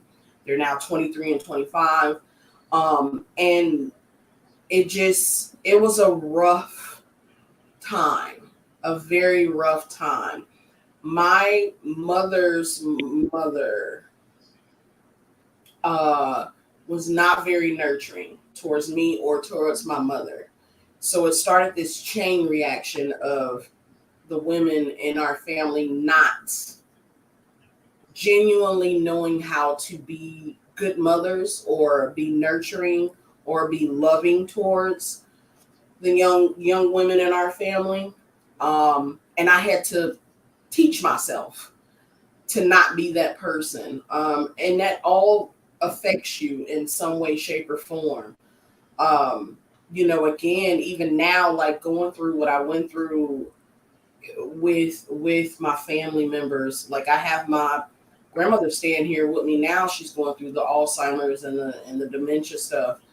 And I have to kind of bite that bullet of how she treated me back then. Like I didn't know how to treat myself. I didn't know what I was worth, because not only do I not have my father being in my life and being a good role model for me as a man, now I have my grandmother and my mother not really knowing how to teach me how to be a woman or teach me what love looks like from the women before me. So it had a tremendous effect. It was very traumatic. And I'm still going through the notions of my childhood. Mhm. But that's why it was so important for me to take time out to really start to work on me and work on myself in the past few years. Because I just couldn't bring all that to somebody else's doorstep. Like I couldn't bring all that into another relationship. And I didn't want to, because I don't want, even though people may bring that into a relationship with me, but I want to make sure that I am okay, that I feel good for me, not for someone else. And I felt like working on me kind of made me the best me I could be for somebody else. Like I just did not want to repeat that cycle again. I'm over it. I'm tired of it. But yeah, it definitely played a really big part in my childhood. And that's where that strong Black woman mentality is coming from in me, because I'm a fighter. I had no choice from the beginning to fight my way through my entire life. Like I've literally had so many breakdowns, so many different instances, but I really wanted to make sure this time around, whoever I find going forward, that I'm just really of sound mind and just at peace within first. That's good. I mean, it's good that you're able to recognize that it does affect you. So that acknowledgement is the first thing. Like your transparency, your strength to be able to speak to it is a great thing as well. The fact that that you needed to get some help to get through that is good. You're working on yourself. I was going to ask, how much do you think that you've gotten past that on a scale from like 1 to 10? On a scale of 1 to 10, I think I'm about at a 6 or 7. Okay. I'm getting ready to start therapy. I've been doing meditation. I'm actually like one of my cyber homegirls, which is McKenna Yeakley. We are going to do meditation twice a week, some little online workouts, even though we're in different states. Like it's just having a great support system around me. That is not necessarily my family. Sometimes it's really helpful to be able to get outside of that and just have what I need to be in a greater space. But I think the stigma with Black folks in therapy, like it's gotta stop. Like I want to be somebody that says it is perfectly fine with us going out and getting some therapy, going out and getting some help, just taking care of our mental health. I think it's equally as important as physically taking care of our health. Yes, indeed. We just need to talk about that. Like it's got to be a conversation. So, indeed, I'm definitely trying to have that. I know, Brandon, you do speak to that. Not to cut you off, Kiki. No, fine. I know. My bad. Talking. I know Brandon speaks to mental health a lot. But we got the same question for you, Brandon, and then we're gonna go to Davin. but I have to put this up there first while both of y'all. Here we go, ladies and gentlemen. This is terrible. How did your childhood affect your relationships? Why are we the only ones with disclaimers? It's the banner for me. All right, come on, man. Okay. All right. Okay. So let me answer this question since we've been biased and called and singled out. So first, after this question, I'm gonna head out so I can go eat. Okay, cool. So it's been a great conversation. So I want to thank you all for that. But let me answer the question as unbanner-like as possible. So like I said, I was from Detroit. So I'm gonna be honest. I didn't plan to be here past 18. First of all, I never thought I would make it past 18. So that's one way that it impacted my relationships. Is I never planned to be here, and so when I got past 18, I was kind of confused because I'm like, oh, what do I do now? That's deep.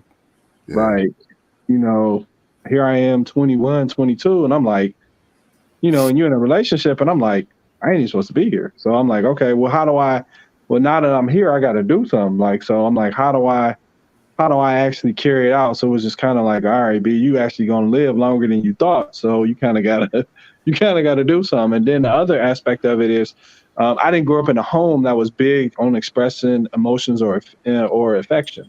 And so a lot of that made it really hard to convey what I felt, what I thought, what I processed. And then I came from the hood. So we couldn't express nothing. I couldn't express emotions there. Like all I could do was express violence, bro. Like at the end of the day, like that is what was acceptable. And it was great people too. It wasn't like, I was a smart kid, so the hood looked out for me. So I'm not saying I was out here with bodies under my name or nothing like that. But I had people look out for me. But at the same time, I just never learned how to express, be open, affection, and communicate. These are all things that I had to learn later on in life, to actually learn how to feel other emotions, to actually learn how to put them in words, conflict resolution, having these conversations. Like these are all things I learned in adulthood. I didn't learn that growing up. So that was missing from your life. So the mentorship, the role models, like that was gone. Yeah, I didn't. So you know how normally people can point to like a teacher and say like this teacher impacted my life, and this coach or parents. Mm-hmm. Nah. Okay. I mean, don't get me wrong. Like my mom, a lot of, so my mom did a great job. So let me not say that my parents wasn't trash. My mom did a great job. She worked. She did all of that. She took care of us. My dad did the best he could. He didn't really have a pop, so he figured it out. But a lot of the decisions that I didn't make was solely because of my mother, right? Like I never wanted to cause my mom pain. So that's why I kind of limited certain decisions or activity or certain things I wouldn't do because I didn't want my mom to have to cry. If she, if I paid the consequence for living hood, basically. So that's kind of what helped me make better decisions was I didn't want her to basically have her son dead. So I'm like, I got to do better. And then as I got older, and then, like at 18 is when I got into church. And then that's when I had like my pastors, like they were like a pseudo set of parents. And so they basically raised me from that perspective, like, supported, accepted. I learned a lot. I learned a lot about just being an individual, being myself. I had a very supportive environment, right? And it actually made my relationship with my parents even better from having that relationship because I understood my parents even more, right? Like I understood, like as a parent, you don't know everything. Like you do your best. Like, and so it helped me not blame them, but it helped me understand, like, look, they was trying to figure it out, like, like I'm trying to figure it out. But all I have to say is like, yeah, so that's how that impacted my ability to love. Like I just didn't know. Nobody taught me. So I had to learn later. You feel like you figured it out? Yeah, I actually got a book on it. So yeah. Yeah, I do. Yeah, I figured it out. It took some time though. Yes, I went to grab it. I actually got another book. I got Let's another go. book that came in today. We're gonna probably talk about it. We'll see how much time we got, or we might need to do another day. But the book came in.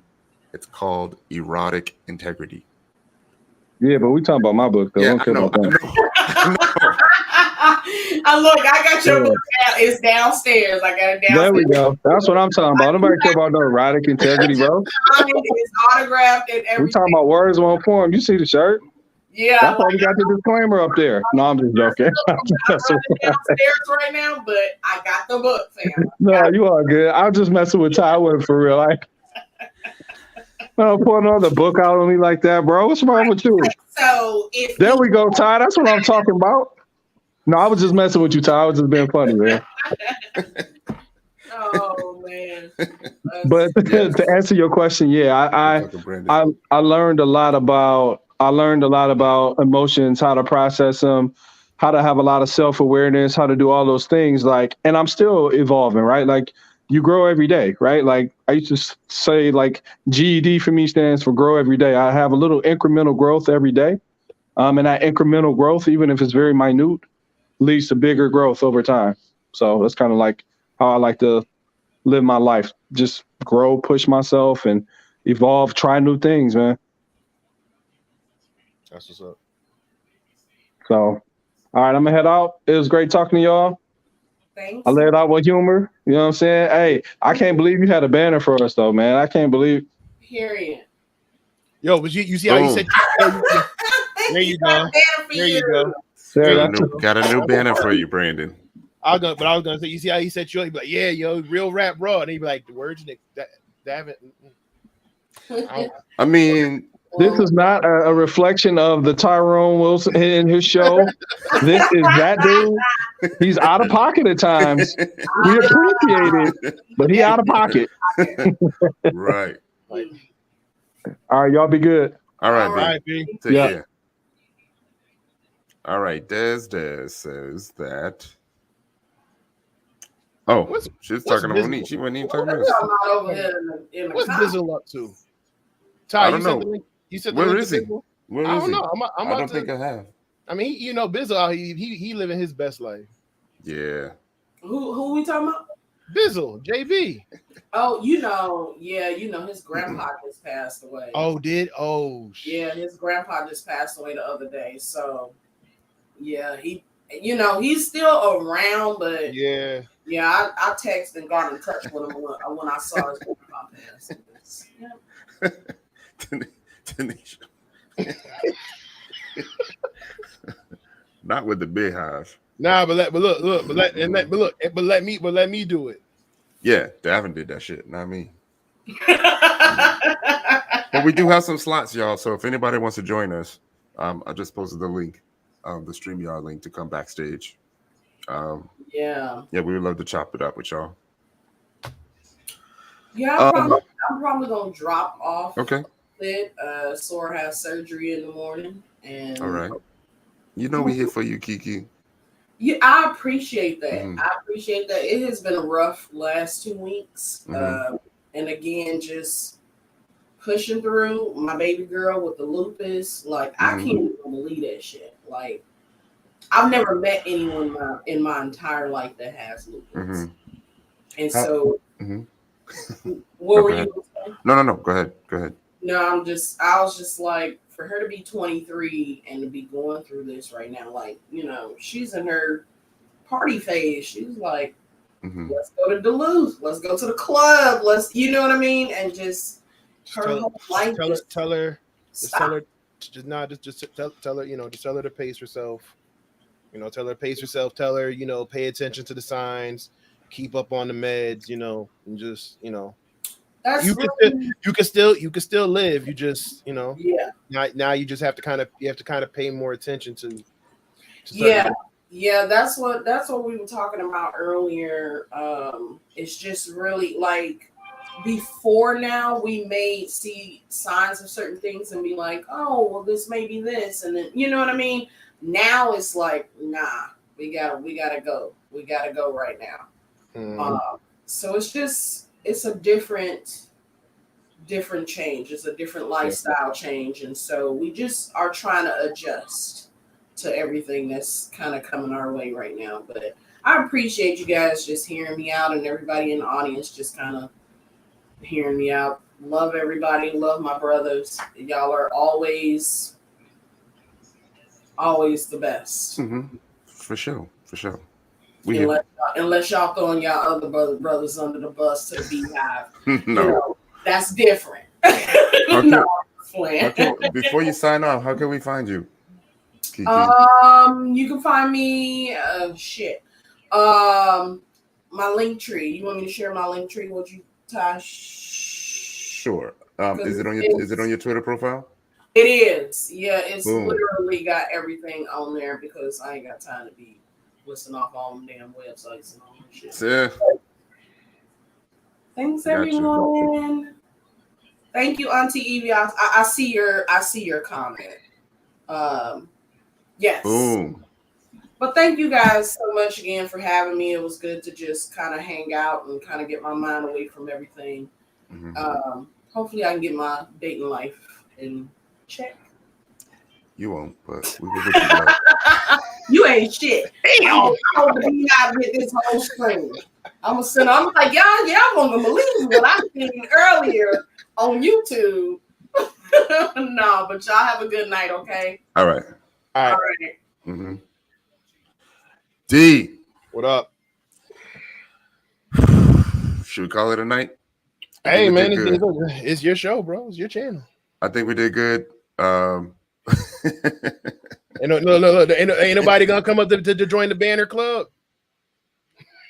I think we could do, we can go a little bit more. Hey, whatever. I'm here. So I was saying that it was almost becoming therapy. Yeah. And if I could speak a little bit to how my childhood affected my relationships. I was similar to you. Like I've never, put my hands on a woman. I've never seen my parents even much argue. Right. So, maybe in a way it wasn't a good thing because now it always made me avoid conflict to the fullest.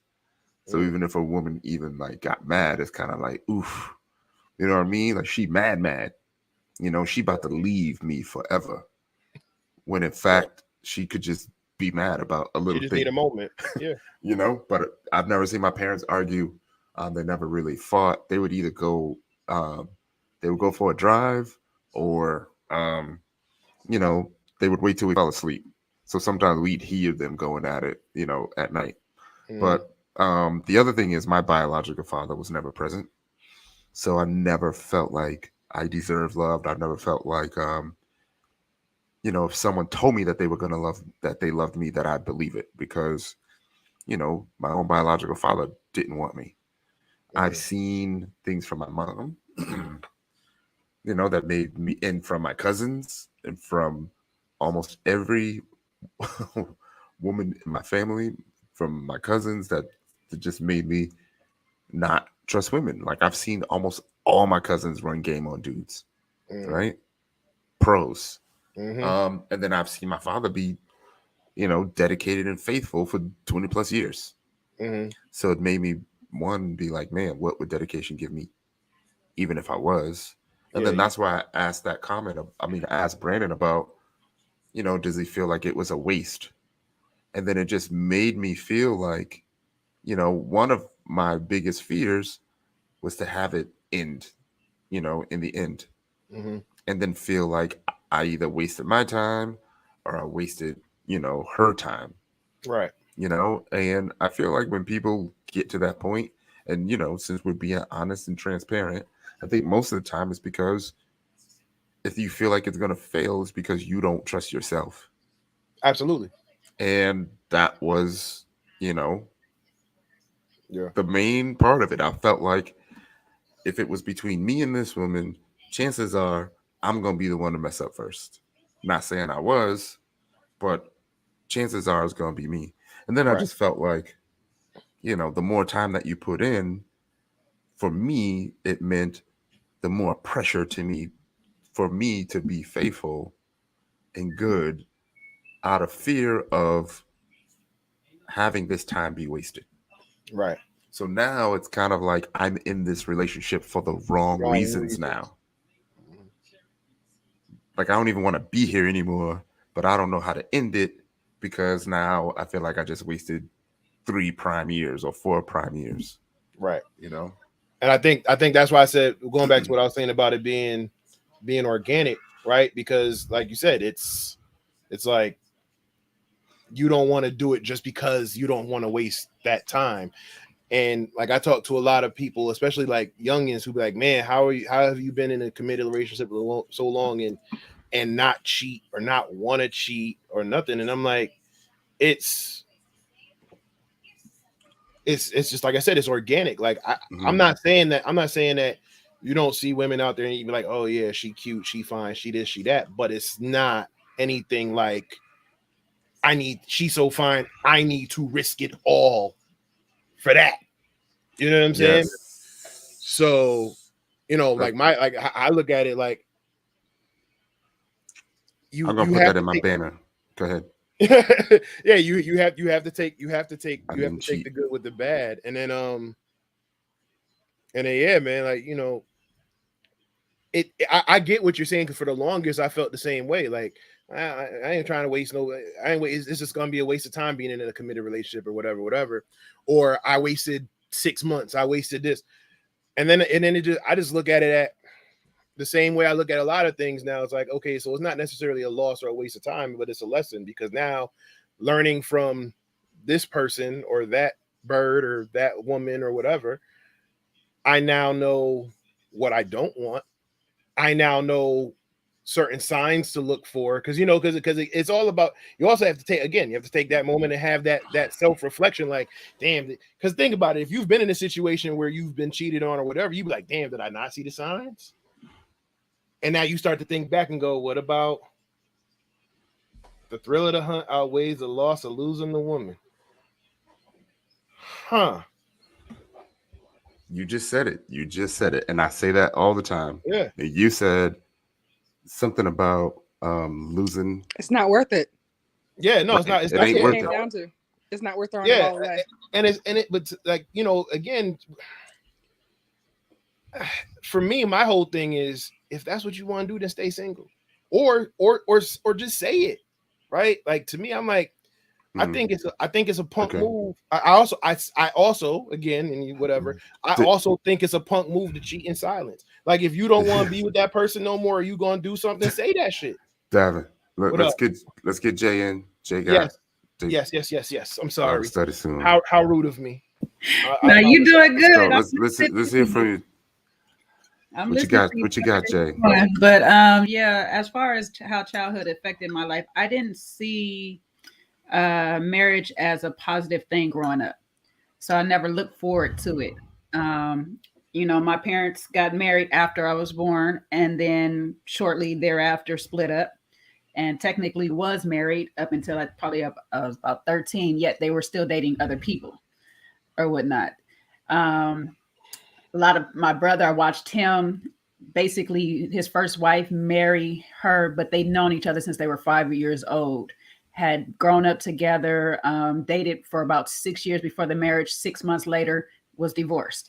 So for me, marriage wasn't a positive thing until I probably would say in college, and I started sitting down with some of my aunties and listening to their stories of how they have to make their relationships work or whatnot, go through their trials and tribulations. And when they would tell me what you have to do most of the time with the relationship is find a friend and treat your relationship like a friendship, because less likely you're walking away from a friend more so than you'll less likely walk away from a friend more than you'll do. Less than you'll do with a relationship.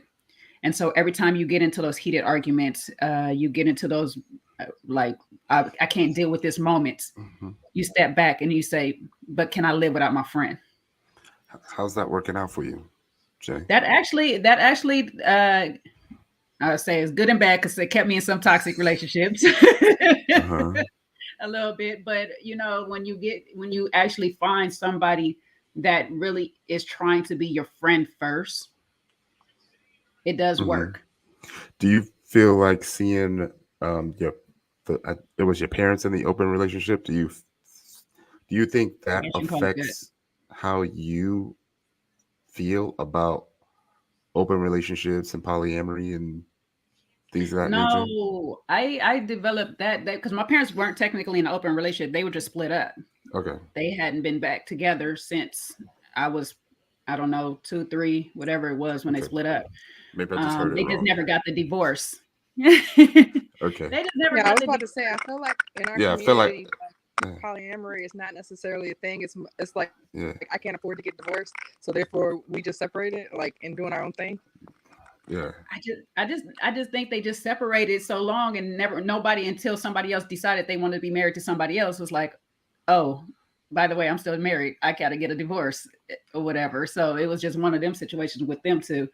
But as far as like being in an open relationship, I think that idea and all that stuff came along later on when it was just like, I'm tired of getting cheated on. I am doing everything positive, I think, on my end or whatever, and people are just not fulfilled.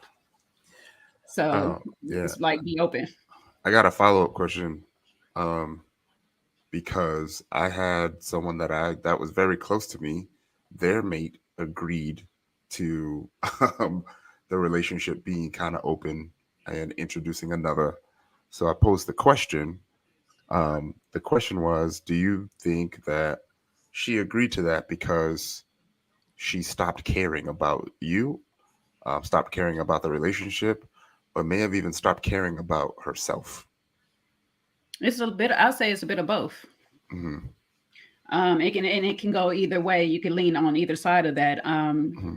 You can get into a place where you lose that self-confidence.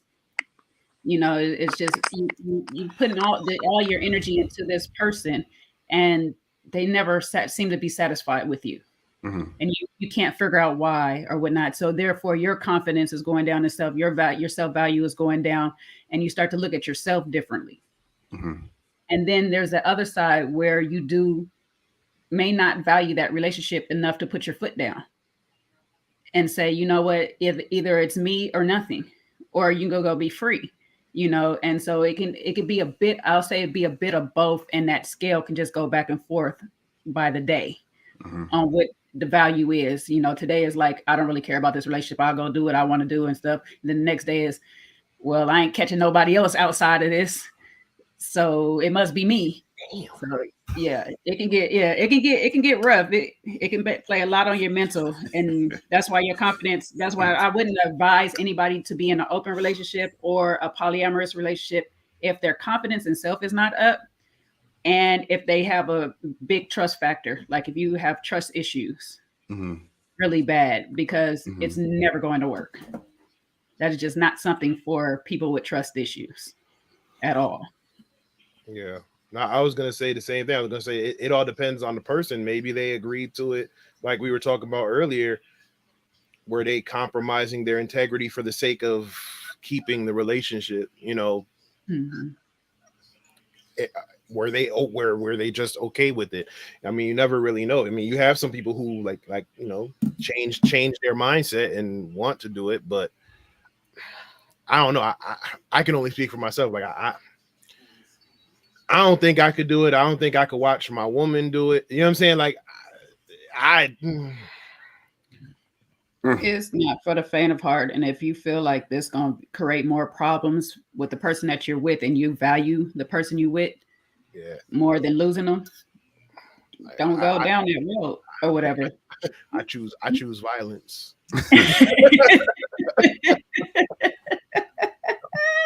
I'm sorry, I choose violence. Some people that's they jump, that's they get off too in relationships. It's you know, that arguing. I'm not.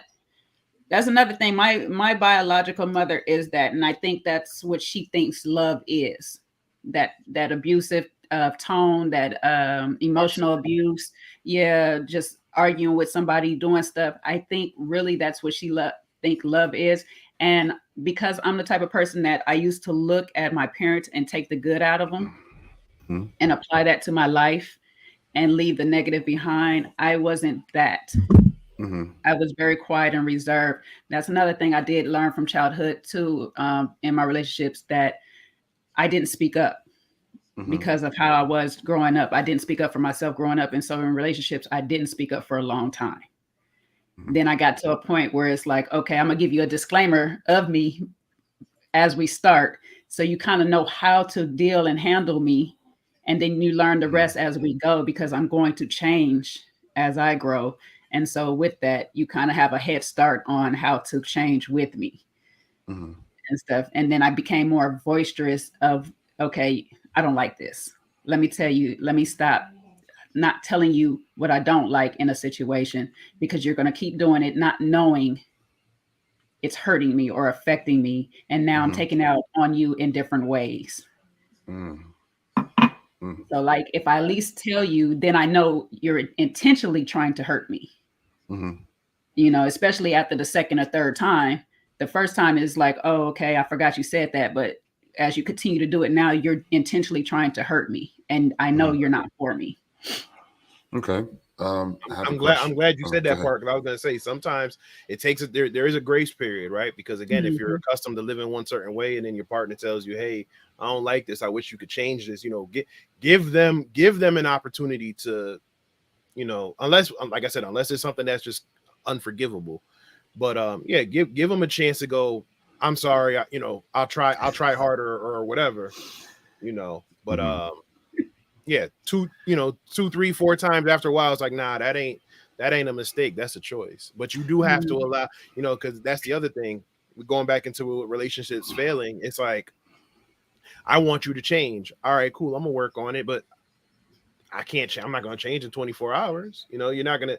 No one's gonna make that change in 24 hours. It's a lifestyle. It's just like anything else. Oh, you want to go to the gym? It takes consistency. It takes time. You have to get started. It's going to be difficult in the beginning.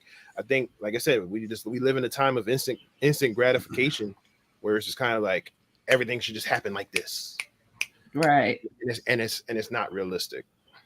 So, question for you, Jay. Yes. In all, I mean, I don't mean to say all of the failed relationships like it was a lot. But in the relationships that failed, right? I'm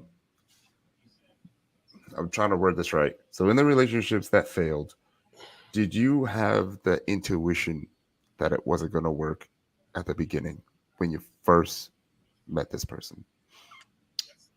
I'll say out of all those lucky F's that I had,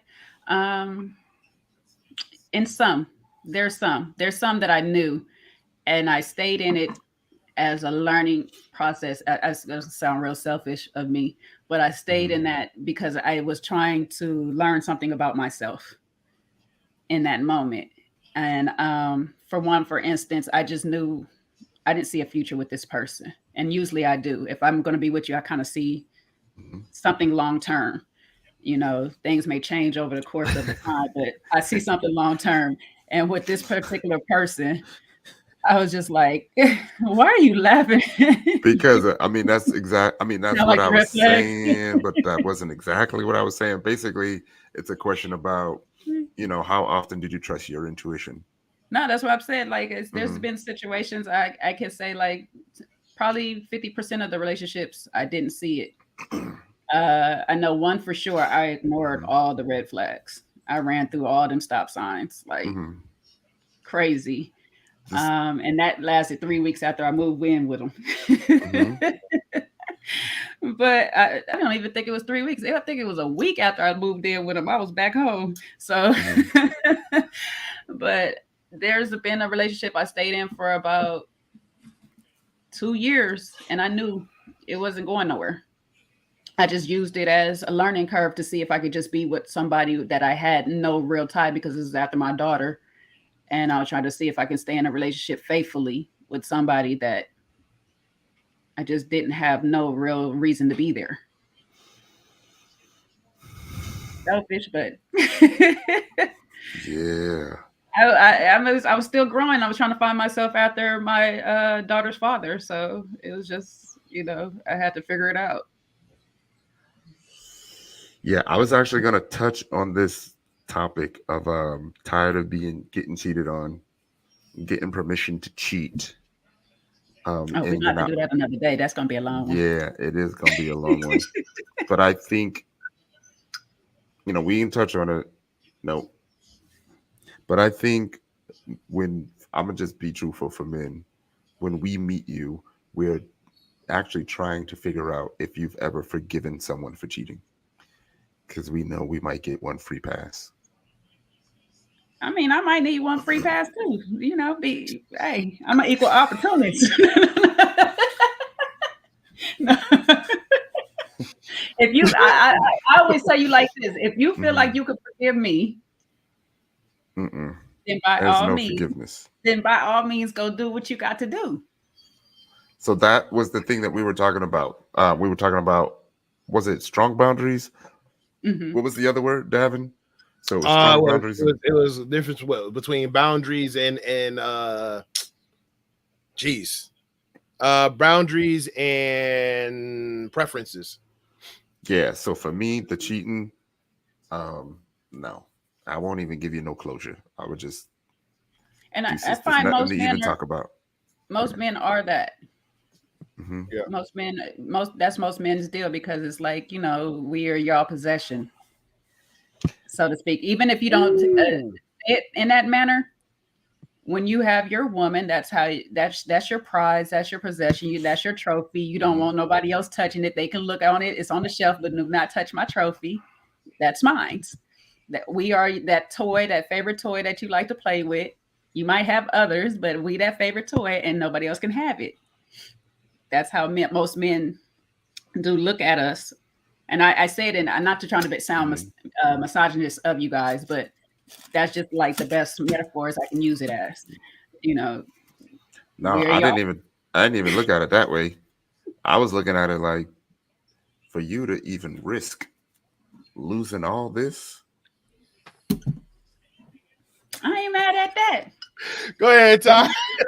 Just the way that you risk losing all of this and all of that. Yeah, there's nothing to even talk about. I'll let you know that I saw you. All I can tell you is that whatever she brought to the table for you better be good, baby. Yeah, let you know you've been caught. Deuces. But see, that's the thing. You got to catch us first. Ooh. We'll talk about that another day. Yeah, we know. We women cheat better. That's all. We secretly do. That's a bar. I think my mom told me that at a young age. She was like, women could be God's greatest gift, or they could be some of the sneakiest bitches that. And I was like, yeah. She told me that from a young age. My grandparents had a saying. They would say across the dinner table, which was funny. My granddaddy would be like, "It's a mighty poor rat that have one hole to run in and out of." And so my grandma would reply, "It's a mighty poor hole, only have one rat running in and out of it." So I don't know. You guys is bad. They will always tell you to keep you a pair and a spare.